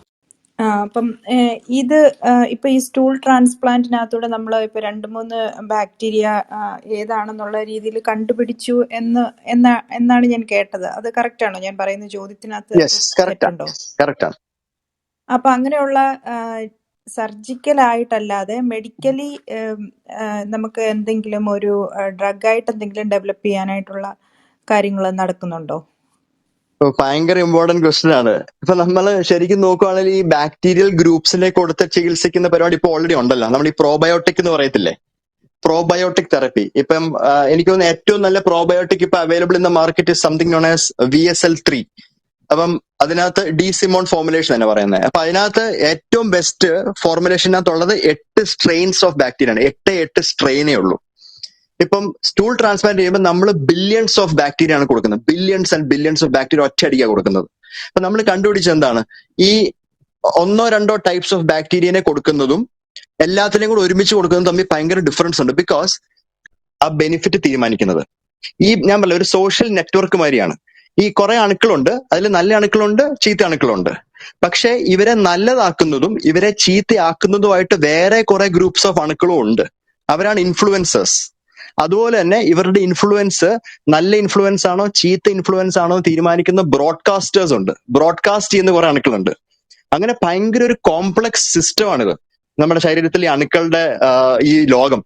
അപ്പൊ നമ്മൾ ജസ്റ്റ് 1-2 അണുക്കളെ മാത്രം മാറ്റിയത് കൊണ്ട് നമുക്ക് ആ ബെനിഫിറ്റ് കിട്ടുന്നില്ല എന്നുള്ളതിന്റെ നല്ലൊരു എക്സാമ്പിൾ ആണ് ഈ പ്രോബയോട്ടിക് തെറപ്പി. പല അസുഖങ്ങളിലും നമ്മൾ യൂസ് ചെയ്തിട്ടും ഒരു ബെനിഫിറ്റും കാണാത്ത ഒരു സാധനമാണ് ഈ പ്രോബയോട്ടിക് തെറപ്പി. അഡൽട്സിൽ പല കണ്ടീഷൻസിൽ യൂസ് ചെയ്യുന്നത്, ബട്ട് അബ്സല്യൂട്ട്ലി നോ ബെനിഫിറ്റ് എന്നുള്ളത് പല സ്റ്റഡീസും പറഞ്ഞിട്ടുണ്ട്. എന്തുകൊണ്ടാണ് ഇത്രയും നല്ല അണുക്കളെ, ഇത്രയും നല്ല ഗ്രൂപ്പ്സ് ഓഫ് ബാക്ടീരിയ കൊടുത്തിട്ടും ഇംപ്രൂവ്മെന്റ് വരാത്തത്? അത് ബിക്കോസ് ആ എൻവയൺമെന്റ് ശരിയല്ല. ആ എൻവയൺമെന്റ് നമ്മൾ റീക്രിയേറ്റ് ചെയ്യണം. What is A good environment, what is A good group of bacteria which can influence, broadcast and then act. ഈ ഡാറ്റ ഇപ്പോഴും നമ്മുടെ അവൈലബിൾ അല്ല. ഇൻ ഫ്യൂച്ചർ നമുക്ക് ഞാൻ ഈ പറഞ്ഞ പോലെ സിംഗിൾ ബാക്ടീരിയ അല്ല, group of bacteria that will help us improve our health കണ്ടുപിടിക്കേണ്ടിയിരിക്കുന്നു. അതിന് I think research and science will definitely give us an answer. Thank you Abi, thank you. So ഈ ബുക്സ് ഓക്കെ. അടുത്തൊരു ചോദ്യം ആബിയോട്. ഇപ്പം നമ്മളുടെ ബുക്കിലൊക്കെ, അതായത് നമ്മളിപ്പം മെഡിക്കൽ സയൻസിൽ പഠിക്കുന്ന ബുക്കാണെങ്കിലും ബാക്കി ഈ ഹെൽത്ത് ആയിട്ട് റിലേറ്റഡ് ആയിട്ടുള്ള എവിഡൻസ് ബേസ്ഡ് പ്രാക്ടീസ് ചെയ്യുന്ന എല്ലാ ബുക്സിലും ഈ കാര്യങ്ങളൊക്കെ റീറൈറ്റ് ചെയ്യാനായിട്ട്, ഇങ്ങനെയുള്ള കാര്യങ്ങളൊക്കെ എഴുതി പിടിപ്പിക്കാനായിട്ട് അങ്ങനെ തീരുമാനിച്ചിട്ടുണ്ടോ? അബി അങ്ങനെ എഴുതാനായിട്ട് തീരുമാനിച്ചിട്ടുണ്ടോ? ഐ മീൻ സ്റ്റഡീസ് ഒക്കെ പബ്ലിഷ്ഡ് ആയിട്ടുണ്ട്. അത് നമ്മൾ thank you for doing that you know. പിന്നെ കുറച്ചും കൂടെ ഒരു രോഗങ്ങളെക്കുറിച്ച്, ഈ കുടൽ രോഗങ്ങളല്ല, ഈ കരൾ രോഗങ്ങളെക്കുറിച്ചുള്ള കാര്യങ്ങളെല്ലാം മുഴുവൻ എഴുതി പബ്ലിഷ് ചെയ്യാനും അതുപോലെ തന്നെ അത് ഇപ്പോഴുള്ള എവിഡൻസ് ബേസ്ഡ് പ്രാക്ടീസിലേക്ക് എഴുതി ചേർക്കാനുമായിട്ട് താങ്കൾ ശ്രമിക്കുന്നുണ്ടോ? ഒരു ടെക്സ്റ്റ് ബുക്ക് മാതിരി ഒന്നും എഴുതിയിട്ടില്ല, എഴുതാൻ ഇപ്പൊ പ്ലാൻ ഇല്ല. എന്ന് വെച്ചാൽ അതൊക്കെ ഭയങ്കര ടൈം കൺസ്യൂമിങ് ആണ്. നമ്മൾ വളരെ ഡെഡിക്കേറ്റഡ് ആയിരിക്കണം. അപ്പൊ അത് എപ്പോഴേലും ചെയ്യണം. അത് നല്ലൊരു എക്സസൈസും ആണ്. അത് ആക്ച്വലി നല്ലൊരു ഐഡിയ ആണ്. പക്ഷെ അതല്ലാതെ നമ്മൾ ഇപ്പൊ ഈ പറയുന്ന ഈ ബാക്ടീരിയ ചേഞ്ച് ചെയ്യുന്ന തെറപ്പീസ്, അതിന്റെ ഫ്യൂച്ചർ ഡയറക്ഷൻസ്, ഇതൊക്കെ ആക്ച്വലി ഇപ്പം വരുന്ന സ്റ്റാൻഡേർഡ് ഗ്യാസ്ട്രോളജി, ഹെപ്പറ്റോളജി ടെക്സ്റ്റ് ബുക്സിൽ ഓൾറെഡി ഇൻക്ലൂഡ് ആണ്. അതിനകത്ത് ഇപ്പൊ പുതുതായിട്ട് ഈ ചാപ്റ്റേഴ്സ് ഉണ്ട്, അതിൻ്റെതായ എക്സ്പെർട്സ് എഴുതുന്നുണ്ട്. അതല്ലാതെ ഇപ്പം ഇതിൻ്റെതായ സ്പെസിഫിക് ആയിട്ടുള്ള ബുക്സ് ഉണ്ട്. അതായത് ഈ മൈക്രോബയോട്ടയുടെ തന്നെ ചാപ്റ്റേഴ്സ് ഉള്ള single edition special edition books ഉണ്ട്. അതിനകത്തൊക്കെ ഞാൻ ചാപ്റ്റേഴ്സ് എഴുതിയിട്ടുമുണ്ട്. ഈ സ്പ്രിങ്ങറും എൽസെവിയറും വൈലയൊക്കെയാണ് അത് പബ്ലിഷ് ചെയ്തേക്കുന്നത്. അത് പല ഓതേഴ്സ് നമ്മൾ ഇൻവൈറ്റ് ചെയ്യുമ്പോഴത്തേക്ക് നമ്മൾ എഴുതുന്ന അങ്ങനെയുണ്ട്. പക്ഷെ അതല്ലാതെ ഒരു സ്റ്റാൻഡേർഡ് ടെക്സ്റ്റ് ബുക്ക് ആയിട്ട് ഇതുവരെ വന്നിട്ടില്ല, എഴുതിയിട്ടില്ല. പക്ഷെ അറ്റ് സം പോയിന്റ് അതെന്റെ ഒരു ഡ്രീം ആണ്, അങ്ങനെ ഒരു ടെക്സ്റ്റ് ബുക്ക് എഴുതണം എന്നുള്ളത്. Abby, I think what Anubha was, yeah, I think I'll rephrase that. ഇപ്പൊ താങ്കൾ ലിവറിനെ കുറിച്ച് കഴിഞ്ഞ 10-15 വർഷമായിട്ട് പഠിക്കുകയും ഗവേഷണം നടത്തുകയും പഠനങ്ങൾ പബ്ലിഷ് ചെയ്യുകയും ചെയ്യുകയാണ്. So if you can write a book not for medical practitioners, this is very important. It's not for medical practitioners. It's not for the medical student. For the common man, സാധാരണക്കാർക്ക് താങ്കൾ ചെയ്ത കാര്യങ്ങൾ common ലാംഗ്വേജിൽ അവതരിപ്പിക്കുന്ന, it doesn't have to be a giant medical textbook, because as you said, this will, there are areas where you have contributed. താങ്കൾ എഴുതിയിട്ടുണ്ട്, text book chapters എഴുതിയിട്ടുണ്ട്, papers publish ചെയ്തിട്ടുണ്ട്. Everything is there. There's no question about that. But and it has its role. But as a book, maybe like 300 page or 400 page, ഒരു പുസ്തകമായിട്ട് publish ചെയ്തു. മനസ്സിലായി. Yes. അത് actually കുറെ കൂടെ ബുദ്ധിമുട്ടാണ് എഴുതാൻ. പക്ഷെ ടെക്സ്റ്റ് ബുക്സ് ഒക്കെ എഴുതാൻ കുറച്ചുകൂടെ എളുപ്പമാണ്. പക്ഷെ ഡെഫിനറ്റ്ലി അങ്ങനെ ഒരെണ്ണം വേണം. It is important. അതായത് എവിഡൻസ് ബേസ്ഡ് മെഡിസിൻ ആയിട്ടുള്ള കറണ്ട് ആയിട്ടുള്ള സാധാരണക്കാർക്ക് മനസ്സിലാവുന്ന, ഇപ്പം ഈ ആൽക്കോളിക് ലിവർ ഡിസീസ് മാത്രമല്ല, ഈ സ്റ്റൂൾ ട്രാൻസ്പ്ലാന്റ് മാത്രമല്ല, സിമ്പിൾ ആയിട്ടുള്ള ഹെപ്പറ്റൈറ്റിസ് ബി, ഹെപ്പറ്റൈറ്റിസ് സി, ഇതെല്ലാം നമ്മൾ ശരിക്കും എഴുതി ഒരു ബുക്ക് പ്രസിദ്ധീകരിക്കേണ്ട വളരെ അത്യാവശ്യമാണ്. അത് എപ്പോഴേലും ചെയ്യണം. അത് ഇപ്പൊ അതിന്റെ പ്ലാൻസ് ഒന്നും ഇല്ല. Let me stress the need for that. കാര്യം ഇങ്ങനെ വന്നിരുന്ന് ജനങ്ങളുമായിട്ട് സംസാരിക്കുന്ന, ജനങ്ങളോട് ഇതുപോലുള്ള വളരെ സങ്കീർണമായ ഒരു വിഷയം സംസാരിക്കുന്ന മെഡിക്കൽ പ്രൊഫഷണൽസ് വളരെ കുറവാണ്. You are capable of communicating, and that is not a trait that you find in a lot of medical professionals. അതുകൊണ്ടാണ് ഞാനത് ചോദിക്കുന്നത്. And that will be a great service, because you will be communicating science. സാധാരണക്കാർക്ക് മനസ്സിലാവുന്ന ഭാഷയിൽ science അവതരിപ്പിക്കുക. അങ്ങനെ അവതരിപ്പിച്ചിട്ടുള്ളവരെയാണ് നമ്മൾ എല്ലാവരും ഓർക്കുന്നത്. Stephen Hawkins, Carl Sagan. And Stephen Hawkins, of course, he is celebrated, but Carl Sagan is not known as a like celebrated scientist, but he's known more as a communicator, science communicator. Bill Nye is not even a physicist, to my best of my understanding, but Bill Nye has communicated science to the common man, and that has far-reaching effect on young minds. കുട്ടികളിലും ഇത് പഠിക്കാൻ താല്പര്യമുള്ളവർക്കും അവരെ inspire ചെയ്യാൻ കഴിയും. And you should do that, because you can do it. That's why I'm saying that. No, definitely, Kaipally, I have to do it. ശരിയാ. I will do it at some point. ഞാൻ കുറച്ചുകൂടെ ഒന്ന് ലേൺ ചെയ്ത് experience ചെയ്ത് ചെയ്യാന്നാണ് plan. Learning never stops, Abby. That is true. അതെ, എനിക്ക് തോന്നുന്നത് നമ്മൾ ഈ ഇവിടെ ക്ലബ് ഹൗസിൽ വന്ന് ഇങ്ങനെ സംസാരിക്കുമ്പോൾ എപ്പോഴും നമ്മൾ ആ ഒരു സെയിം സാധാരണക്കാർ സംസാരിക്കുന്ന ഭാഷയിലേക്ക് ഒത്തിരി ലളിതവൽക്കരിച്ചാണ് ഡോക്ടർ അബി എപ്പോഴും സംസാരിക്കുന്നത്. അപ്പോൾ പിന്നെ ഇപ്പോൾ തന്നെ നമുക്ക് കുറേ ആൾക്കാർ ഇങ്ങനെ മുന്നോട്ട് വരുന്നുണ്ട്. അപ്പോൾ എനിക്ക് തോന്നുന്നത് ഡോക്ടർ അബി ഒത്തിരി എഫേർട്ട് സ്വന്തം കയ്യിൽ നിന്ന് തന്നെ ഇടുന്നുണ്ട്. പിന്നെ അദ്ദേഹത്തിനെ സഹായിക്കാനായിട്ട് നമ്മൾക്ക് സാധിക്കും. ഇപ്പോൾ ഈ പറയുന്ന കാര്യങ്ങളൊക്കെ ഓരോ ലൈക്ക് റൈറ്റിങ്ങിന് വേണ്ടിയിട്ട് ഒരാളെ നമുക്ക് ഹയർ ചെയ്യുകയും അങ്ങനെ അത് എഴുതി പബ്ലിഷ് ചെയ്യാനായിട്ട് നമുക്ക് ഹെൽപ്പ് ചെയ്യുകയും ചെയ്യാം. കാരണം usually what happens is like അവർ സാധാരണ രീതിയിൽ ഈ ജോലി ചെയ്യുന്ന സമയത്ത് ഇത് പബ്ലിഷ് ചെയ്യാതെ വരുമ്പോൾ ഈ കോമൺ ലാംഗ്വേജിലേക്ക് നമ്മൾ പബ്ലിഷ് ചെയ്യാതെ വരുന്ന അറ്റ് ദ വെരി എൻഡ് പിന്നെ അതൊരു സയൻസ് ഇങ്ങനെ എന്താ പറയുന്നത് കോൺസ്റ്റന്റ്ലി അടുത്ത കാര്യം കണ്ടുപിടിച്ച് ഇങ്ങനെ പോകുമ്പോൾ നമ്മൾ ആ ഒരു എങ്ങനെയായിരുന്നു ഇതിന്റെ തുടക്കം, എസ്പെഷ്യലി ഇപ്പോൾ ഈ ഒരു കാര്യം 2017 ഫസ്റ്റ് പബ്ലിഷ് ചെയ്ത ഈ ഹ്യൂമനിൽ ഈ സ്റ്റൂൾ ട്രാൻസ്പ്ലാന്റ് പബ്ലിഷ് ചെയ്ത കാര്യങ്ങൾ തൊട്ട് അത് താങ്കളുടെ തന്നെ ഒരു ഉടമസ്ഥാവകാശമാണ് ഇങ്ങനെ ഈ ഒരു കാര്യത്തില്.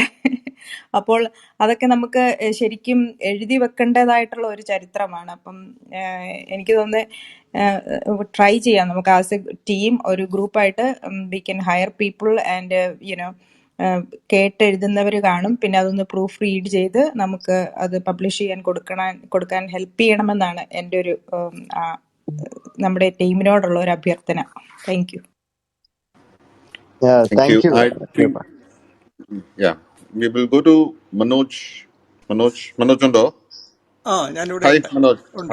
Hello. Hi, hi, Manoj. Clear ആണല്ലോ? Yeah, very much. Doctor Abbey, ഞാൻ ഡോക്ടർ മനോജ് കോമത്താണ്. ഞാൻ ഒന്നുകൂടി ഫോർമലായിട്ട് നിങ്ങളെ ഒന്ന് അപ്രീഷിയേറ്റ് ചെയ്യാം, ഒന്നുകൂടി കൺഗ്രാറ്റ്സ് പറയുന്നു ഈ ഒരു അച്ചീവ്മെന്റിൽ. മുമ്പേ നമ്മൾ പറഞ്ഞതാണ്, എന്നാലും അപ്പം ഞാൻ ഇവിടെ കൂടിയിരിക്കുന്ന മറ്റുള്ളവരോട് കൂടിയിട്ടായിട്ട് പറയാം. ഞാൻ ഒരുപാട് മെഡിക്കൽ റിസർച്ചസിനെ കാണാറ് സ്ഥിരം നമ്മൾ ഡെയിലി ലൈഫിൽ എൻ്റെ ജോലിയുടെ ഭാഗമായിട്ടൊക്കെ മെഡിക്കൽ റിസർച്ച് ചെയ്യുന്ന നന്നായിട്ട് ചെയ്യുന്ന ഒരുപാട് ഡോക്ടേഴ്സ് ഉണ്ട്. പക്ഷേ ഡോക്ടർ അബ്ബിയുടെ ഒരു കാര്യത്തിൽ ഞാൻ വളരെ വ്യത്യസ്തമായി കണ്ടതും മുമ്പേ അങ്ങോട്ട് ചെന്ന് പരിചയപ്പെടാൻ ഇടയായതും ഒരു കാര്യമുള്ളതെന്ന് വെച്ചാൽ, ഒരു കാര്യം അദ്ദേഹം ശരി എന്ന് കണ്ടുപിടിച്ചു കഴിഞ്ഞാൽ മറ്റേത് തെറ്റാണെന്നുള്ള സ്പെസിഫിക് ആയിട്ട് പറയും. അതായത് ഭൂമി ഉരുണ്ടാന്ന് നമ്മൾ കണ്ടുപിടിച്ചാൽ പരന്നാന്നുള്ള ആ പഴയ വിശ്വാസം തെറ്റാണെന്നുള്ള സ്പെസിഫിക് ആയിട്ട് പിൻ പോയിന്റ് ചെയ്ത് പറയും. അപ്പോൾ ഇങ്ങനെ പറഞ്ഞതുകൊണ്ട്, അതായത് വൈദ്യശാസ്ത്രത്തിലൊരു മേഖലയിൽ ഗവേഷണം ചെയ്ത് ഒരു കണ്ടുപിടിച്ചു കഴിഞ്ഞാൽ മറ്റു പലതും തെറ്റാണെന്ന് പറയാനുള്ള ആ ചങ്കൂറ്റം, അതായത് മറ്റുള്ള ഡോക്ടർമാർ ഞാൻ കണ്ട അങ്ങനെ ഒരു അനാവശ്യമായിട്ടുള്ള അങ്ങനെ ഒരു ബർഡൻ എടുത്തു വെക്കില്ല, വെറുതെ എന്തിന് തർക്കത്തിന് പോകുന്നു എന്നുള്ളത്. പക്ഷേ ഹീസ് വെരി സ്പെസിഫിക്, ഇപ്പോഴും അങ്ങനെ സ്പെസിഫിക് ആണ്, ഇതൊരു സ്പെസിഫിക് ആയിരുന്നു. അതിന്റെ ഒരുപാട് ഡ്രോബാക്സും അതിന്റെ ചാലഞ്ചസും ഒരുപാട് പ്രശ്നങ്ങളും അദ്ദേഹം നേരിട്ടിട്ടുണ്ട്. അത് തൽക്കാലം ഇവിടെ നമുക്ക് വിഷയം അല്ല, നമ്മളിപ്പം വൈജ്ഞാനികമായ കാര്യങ്ങൾ നമ്മളിവിടെ പറയാൻ പോണത്. അപ്പം അക്കാര്യത്തിലും കൂടി ഞാൻ ഡോക്ടർ അബി ഒന്ന് അപ്രീഷിയേറ്റ് ചെയ്യുന്നു. അങ്ങനെ ഒരു മൈൻഡ് സെറ്റ് ഉള്ളത് കൊണ്ട് ഇപ്പോഴും അത് ആ ഒരു ഫൈറ്റ് ഇന്നും ഫൈറ്റ് ചെയ്തുകൊണ്ടിരിക്കുകയാണ് പുള്ളി. അതിരിക്കട്ടെ. ഞാൻ ഡോക്ടർ അബിയുടെ ഒരു ഇൻസിഡന്റ്, എനിക്ക് ഓർമ്മ വരുന്ന ഒരു ഇൻസിഡന്റ് ഞാൻ പറയാം. ഇൻസിഡന്റ് എന്നല്ല, ഞാൻ വായിച്ചൊരു കാര്യം കേട്ടോ, ഇതുമായിട്ട് ബന്ധമുള്ളതാണ് എന്ന് തോന്നുന്നു. അല്ല, ബന്ധമില്ലെങ്കിൽ ഒന്ന് ഡിസ്കാർഡ് ചെയ്യാം. പക്ഷെ ഒരു സാഹിത്യകാരൻ, നമ്മളെ കേരളത്തിലെ ഒരു അദ്ദേഹത്തിന്റെ കുട്ടിക്കാലത്തെ ഓർമ്മകൾ പറയാണ്. അപ്പോൾ അതിനകത്ത് അദ്ദേഹം പറഞ്ഞത്, ആ നാട്ടില് വയറ്റിളക്കം ചികിത്സിക്കുന്ന ഒരു ഒറ്റമൂലി വൈദ്യനുണ്ട്. വയറ്റിളക്കം എത്ര സിവിയർ കുട്ടികൾ, മെയിൻലി ഇവർ സ്കൂളിൽ പോകുമ്പോൾ കുട്ടികൾക്ക് സാധാരണഗതിയിൽ വയറ്റിളക്കം പിടിപെട്ടിട്ട് പെട്ടെന്ന് സിവിയർ ആവുമ്പം ഇദ്ദേഹത്തിനെങ്കിലും മരുന്നുണ്ടാവും. അപ്പൊ ആ വൈദ്യന്റെ മകൻ ഇദ്ദേഹത്തിന്റെ ക്ലാസ്മേറ്റ് ആയിരുന്നു. അപ്പൊ എന്നിട്ട് ഒരു ദിവസം ഇയാൾക്ക് ഭയങ്കര വയറ്റിളക്കം പിടിച്ചു, ഈ കുട്ടിയായിരുന്ന ഈ സാഹിത്യകാരനെ കുട്ടിയായിരുന്ന സമയത്ത്. അപ്പൊ ഫ്രണ്ട് ഉണ്ട്, മറ്റേ കക്ഷിയുണ്ട്, അപ്പൊ ഈ ഒറ്റമൂലി വൈദ്യന്റെ മകനാണ്. അപ്പൊ ഇവൻ എന്നിട്ട് വെറ്റിലയിൽ ചുരുട്ടി, അപ്പൊ നമ്മുടെ അച്ഛന്റെ ഒരു മരുന്ന് എനിക്കറിയാം എന്ന് പറഞ്ഞിട്ട് വെറ്റിലയിൽ ചുരുട്ടിയിട്ട് ഒരു സാധനം കൊടുത്തു. എന്നിട്ട് പറഞ്ഞ് ചവച്ചങ്ങിറക്കണം, മാറിക്കോളെന്ന് പറഞ്ഞു. എന്നിട്ട് ഇദ്ദേഹം ചവച്ചിറക്കി, എന്നിട്ട് മാറി. എന്ന് പറഞ്ഞാൽ എന്തൊരു അത്ഭുതം വരുന്നതാണ്. കാരണം ഇത് ആ വൈദ്യൻ കണ്ടുപിടിക്കുകയും ചെയ്തു, ഈ കുട്ടി കൊടുക്കുകയും ചെയ്തു. അതൊരു ട്രഡീഷണൽ ആൾക്കാരായിരുന്നു, കുറച്ച് ട്രൈബൽ ഒരു ഇതുള്ള. എന്നിട്ട് വളരെ കാലം കഴിഞ്ഞു, ഇദ്ദേഹം ഈ സ്കൂൾ പ്രായമൊക്കെ കഴിഞ്ഞ് ഈ പയ്യനെ പിന്നെ വളരെ കാലം കഴിഞ്ഞിട്ട് കണ്ടുമുട്ടുന്നു. എന്നിട്ട് ചോദിക്കുന്നു, എന്താണ് ഇതിന്റെ സീക്രട്ട്, നീ അന്ന് കണ്ടുപിടിച്ച തന്ന മരുന്നിന്റെ സീക്രട്ട് ആണെന്ന് ഇദ്ദേഹം ചോദിക്കുന്നു. അപ്പൊ അവൻ പറയുന്നത് എന്താണ്, അവൻ ചിരിച്ചോണ്ട് പറഞ്ഞു, ഇത് സംഭവം നിന്നോട് പറഞ്ഞു കഴിഞ്ഞാൽ എനിക്ക് വിഷമം, പക്ഷെ ഞാൻ പറയാം, അച്ഛൻ ചെയ്തുകൊണ്ടിരുന്ന കാര്യം ഞാൻ കണ്ടെങ്കിൽ വെറ്റിലയിൽ പട്ടിക്കാട്ടം, അതായത് വഴിക്കുന്ന പട്ടിക്കാട്ടം എടുത്തിട്ട് ഈ വെറ്റിലെ തോണ്ടി വെച്ചിട്ട് അവൻ പുറത്തു പോയിട്ട് ആണ് തിരിച്ചു വരുന്നത് മരുന്ന് കൊടുക്കാൻ വേണ്ടിയിട്ട്. വെറ്റിലെ തോണ്ടി വെച്ചിട്ട് അത് ചവച്ചിറക്കാനാണ് പറയുന്നത്. അപ്പൊ ഇത് അബി പറഞ്ഞ അതുമായിട്ട് എന്തെങ്കിലും ബന്ധമുണ്ടോ ഇല്ലയോ ഒന്ന് വിശദീകരിക്കാൻ പറ്റുമോ? ബന്ധമില്ലെങ്കിൽ നമുക്ക് ഡിസ്കാർഡ് ചെയ്യാം ഈ ഒരു സ്റ്റോറി. ഇത് സാർ ഈ പറഞ്ഞത് ആക്ച്വലി ഒരു നമ്മൾ ഈ സെനോ ട്രാൻസ്പ്ലന്റേഷൻ പറയത്തില്ല, അതായത് വേറെ സ്പീഷീസിൽ നിന്ന് വേറൊരു ഇതിലോട്ട് മാറ്റുന്നത്. അങ്ങനെ അങ്ങനെ നോക്കുവാണെങ്കിൽ അത് അങ്ങനത്തെ ഒരു യൂസ്, അതായത് ആനിമൽ എക്സ്ക്രീറ്റയുടെ യൂസ് ശരിക്കും നമ്മൾ കാണുന്നത് ആയുർവേദത്തിലാണ്. അപ്പൊ ആയുർവേദത്തിലുണ്ട് ഈ ഇത് നമ്മുടെ ചാണകമൊക്കെ യൂസ് ചെയ്ത് പഞ്ചഗവ്യ ഉണ്ടാക്കുക, അങ്ങനെ പലതരം ആനിമൽസിന്റെ എക്സ്ക്രീറ്റ വെച്ചിട്ട് പല പല ചികിത്സകൾ ചെയ്യാന്നൊക്കെ ഉള്ളത്.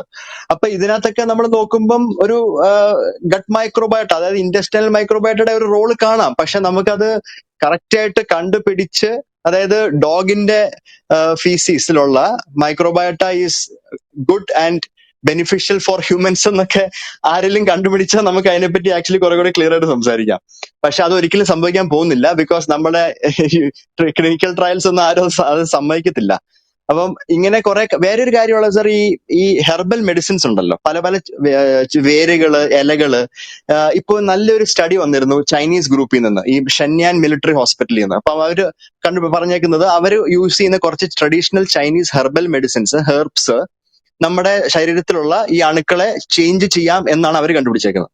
പക്ഷെ ആ ചേഞ്ച് കൊണ്ട് എന്ത് ഗുണമുണ്ടെന്ന് പറയുന്നില്ല, ഇത് ചേഞ്ച് ആവൂന്ന് പറയാം. അപ്പം ഈ പറയുന്ന ചില ഇലകളിൽ തന്നെ ഉണ്ട് ആ പ്ലാന്റ് മൈക്രോബയോട്ട, അതായത് ഇലകളിൽ തന്നെയുള്ള ഫംഗസ്, വൈറസ്, ബാക്ടീരിയ, അവരും നമുക്ക് ബെനിഫിറ്റ് ഉണ്ടാക്കാം.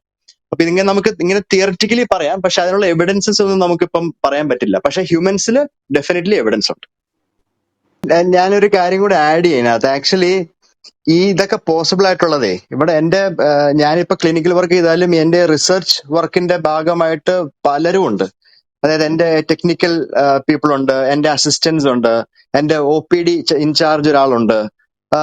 ഇവരൊക്കെയാണ് ശരിക്കും ആ ഗ്രൗണ്ട് വർക്ക് ചെയ്തിട്ട് എന്റെ ഈ പ്രോട്ടോകോൾസ് ഇതൊക്കെ വളരെ സ്മൂത്ത് ആക്കുന്നത്. അപ്പൊ അവരൊന്നും ഇല്ലാതെ നമ്മളൊന്നും ഒന്നും അല്ല. ഇപ്പൊ ഈ സ്റ്റൂൾ സാമ്പിൾസ് ഒക്കെ കറക്റ്റ് ആയിട്ട് നമ്മൾ -120 ഡിഗ്രിയിൽ സ്റ്റോർ ചെയ്താലേ അതിനകത്തെ ബാക്ടീരിയ ഒക്കെ ചേഞ്ച് ആവാതെ ഇരിക്കുന്നുള്ളതുകൊണ്ട് പല പല പ്രോട്ടോകോൾസ് ഉണ്ട്. അപ്പൊ അതൊക്കെ പക്കയായിട്ട് ഫോളോ ചെയ്യുന്ന ആൾക്കാരാണ് നമ്മുടെ കൂടെ ഉള്ളവർ. അപ്പൊ without them I M zero.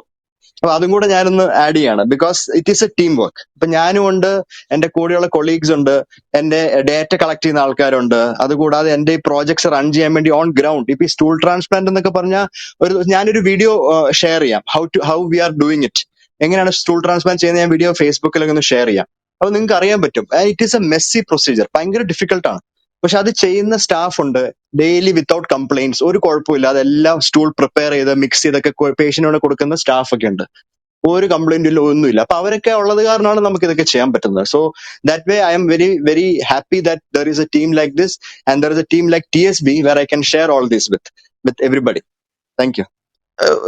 ഒരു ക്വിക്ക് ഒരു നോട്ട് ആഡ് ചെയ്യണ്ടായിരുന്നു. അതായത് നമ്മൾ കേട്ടുകൊണ്ടിരിക്കുന്ന നിരവധി സുഹൃത്തുക്കളും നമ്മളുടെ വെൽവിഷേഴ്സ് ആയിട്ടുള്ള ഒരുപാട് പേരുണ്ട്. സയൻസ് ബ്രിഗേഡിന്റെ ഡയറക്റ്റ് കോൺട്രിബ്യൂട്ടേഴ്സ് അല്ലാത്തവരായിട്ട് ഒരുപാട് പേരുണ്ട്. They regularly sit and listen to us. അതിൽ മീഡിയയിൽ വർക്ക് ചെയ്യുന്നവര് ഉണ്ടെന്നുണ്ടെങ്കിൽ ദയവായി നിങ്ങൾ ഇതൊരു സ്റ്റോറി ആക്കിയിട്ട് മലയാളം പത്രങ്ങളിൽ, ഇതിപ്പം ഇംഗ്ലീഷ് പത്രങ്ങളിലാണ് ഇത് വന്നിട്ടുള്ളത്, മലയാളം പത്രത്തിൽ വന്നതായിട്ട് ഞാൻ കണ്ടില്ല. If it has already appeared, then that is, if it has already appeared, even then it should still be kept alive. Sunday supplements ആയിട്ടാണെങ്കിലും അല്ലാതെ വീക്ക് ഫീച്ചർ ആയിട്ടും അബിയുടെ ഈ ഒരു ഈ കട്ട്ബയോം ട്രാൻസ്പ്ലാന്റ് അല്ലാതെ തന്നെ the activity that he is doing, that he is actually promoting science എന്നുള്ള കാര്യം, ഈ ഒരു particular congratulation is going for his research work. But beyond that, ഇപ്പം ഹോമിയോപ്പതിക്കെതിരെ കൊടുത്ത കേസിനെ കുറിച്ചും അതിനെപ്പറ്റിയൊക്കെ മലയാളം പത്രങ്ങളിലും ഒക്കെ വന്നാൽ there will be a lot more visibility for the cause. There is a cause that we should not forget, and that is very immediate. അപ്പം ഇതിന്റെ പുറകിൽ we can ride that along. അതും കൂടി നമ്മൾ മറക്കരുത്. Like the popularity that Abiy has now gained with his recognition, അതിന്റെ കൂടെ തന്നെ ഹോമിയോപ്പതിയുടെ ഈ ഒരു കപട ചികിത്സയെ പൊളിച്ചു കാട്ടാൻ അദ്ദേഹം ചെയ്യുന്ന അദ്ദേഹം ഓൾറെഡി നടത്തി കഴിഞ്ഞ ആ ഹൈക്കോടതിയിൽ കൊടുത്ത റിട്ടിന് അതിനും കൂടി കുറെ കൂടി വിസിബിലിറ്റി കൊണ്ടുവരണമെന്ന് ഞാൻ ഇവിടെ പറയുകയാണ്. Thank you so much. Aby, once again congrats. ഇതൊരു എന്താ പറയാ, ഒരു റിയലി പ്രൗഡ് മൊമെന്റ് ആണ്, not only just for your work but also താങ്കളുടെ ഇൻസ്റ്റിറ്റ്യൂട്ടിനും അതുപോലെ തന്നെ ആണ് ഈ ലിവറുമായി ബന്ധപ്പെട്ടുള്ള റിസർച്ച് ചെയ്യുന്നതിൽ this is actually a good milestone എന്ന് വേണമെങ്കിൽ പറയാം. And I am very proud that I know somebody who did this research and I wholeheartedly want to congratulate U.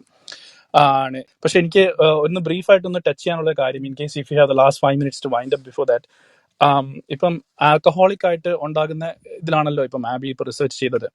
അപ്പം ഇതല്ലാതെ തന്നെയും പല കാരണങ്ങൾ കൊണ്ട് നമ്മുടെ ഗട്ട് മൈക്രോബയോട്ട ആണ് നശിക്കുന്ന പോസിബിലിറ്റീസ് ഉണ്ട്. ഫോർ എക്സാമ്പിൾ, ഇപ്പൊ ഏതെങ്കിലും ഒരു പർട്ടിക്കുലർ തെറാപ്പീസ് കൊടുക്കുമ്പോഴോ ആണ് അഗ്രസീവ് ആയിട്ടുള്ള എന്തെങ്കിലും കീമോതെറാപ്പീസോ അതല്ലെങ്കിൽ ആണ് അബ്യൂസ്ഡ് യൂസ് ഓഫ് ആന്റിബയോട്ടിക്സോ അങ്ങനെ എന്തെങ്കിലും വന്നു കഴിയുമ്പോഴും സിമിലർ ആയിട്ടുള്ള ഒരു മൈക്രോബയോട്ട ഡിസ്റപ്ഷൻ കാണുന്നുണ്ട്. അതല്ലെങ്കിൽ തന്നെ എന്തെങ്കിലും സ്പെഷ്യൽ രീതിയിലുള്ള ഡയറ്റോ അല്ലെങ്കിൽ എന്തെങ്കിലും ആയിക്കോട്ടെ.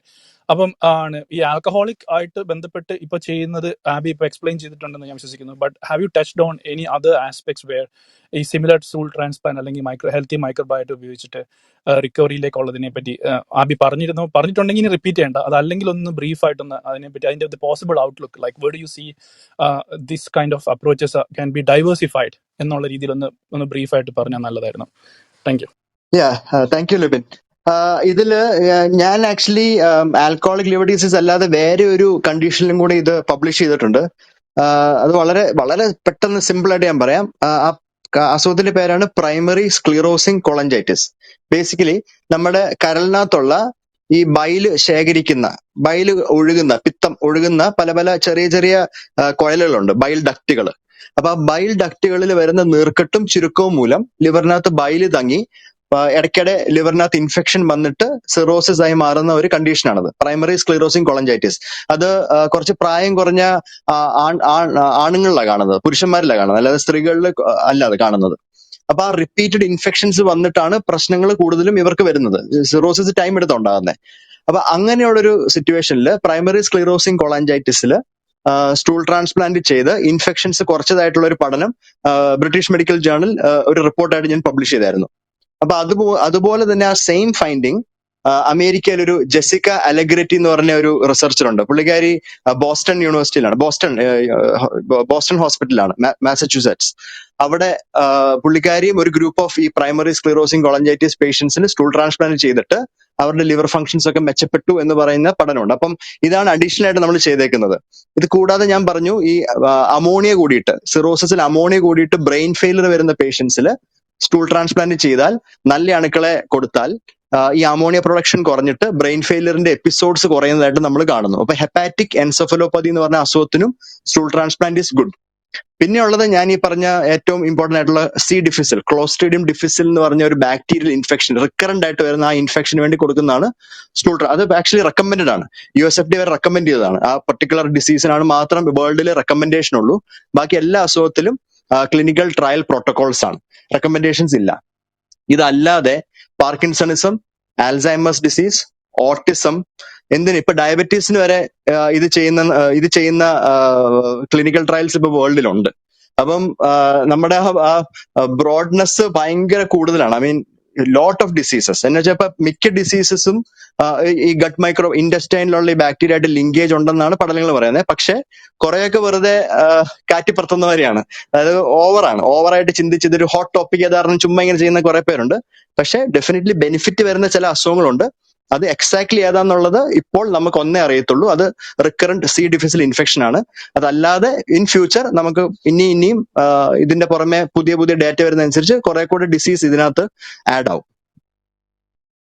താങ്ക്സ് അബി. ആക്ച്വലി എനിക്ക് തോന്നുന്നു ഈ സി ഡിഫിസിൽ പറഞ്ഞതുകൊണ്ട് I think if not mistaken ഷിൻസ്മോന്റെ റിസർച്ച് ഏരിയ അതിലാണ്. അപ്പം anyway it's good to know ആണ് ഇത് അപ്ഡേറ്റ് ചെയ്ത് ഇത്രയും പോസിബിലിറ്റീസ് ഉണ്ട് മറ്റുള്ള അസുഖങ്ങൾക്കും ഇത് ചെയ്യാൻ പറ്റുന്നുള്ളതിനെ പറ്റിയിട്ട്. Anyway let's look forward for എന്നാണ് കൂടുതൽ ക്ലിനിക്കൽ ട്രയൽസും അതിന്റെ ബന്ധപ്പെട്ടിട്ടുള്ള എല്ലാം ആണ്. Anyway this is very good. Thanks Abi. Thank you. I think it's time for us to close. അബിയുടെ ടോപ്പിക് എന്ന് പറയുന്നത് faecal transplant for alcoholic liver diseases ആയിരുന്നു. എന്ന് അദ്ദേഹം അതിനെപ്പറ്റി വളരെയധികം സാധാരണക്കാർക്ക് മനസ്സിലാവുന്ന രീതിയിൽ നമുക്ക് ഒരുപാട് ഇൻഫർമേഷൻസ് പറഞ്ഞു തന്നു. അപ്പം അതുകൊണ്ട് ഈ വരും ദിവസങ്ങളിൽ ആബി വരും, നമുക്ക് ഇതിനെപ്പറ്റി കൂടുതൽ സംസാരിക്കാം.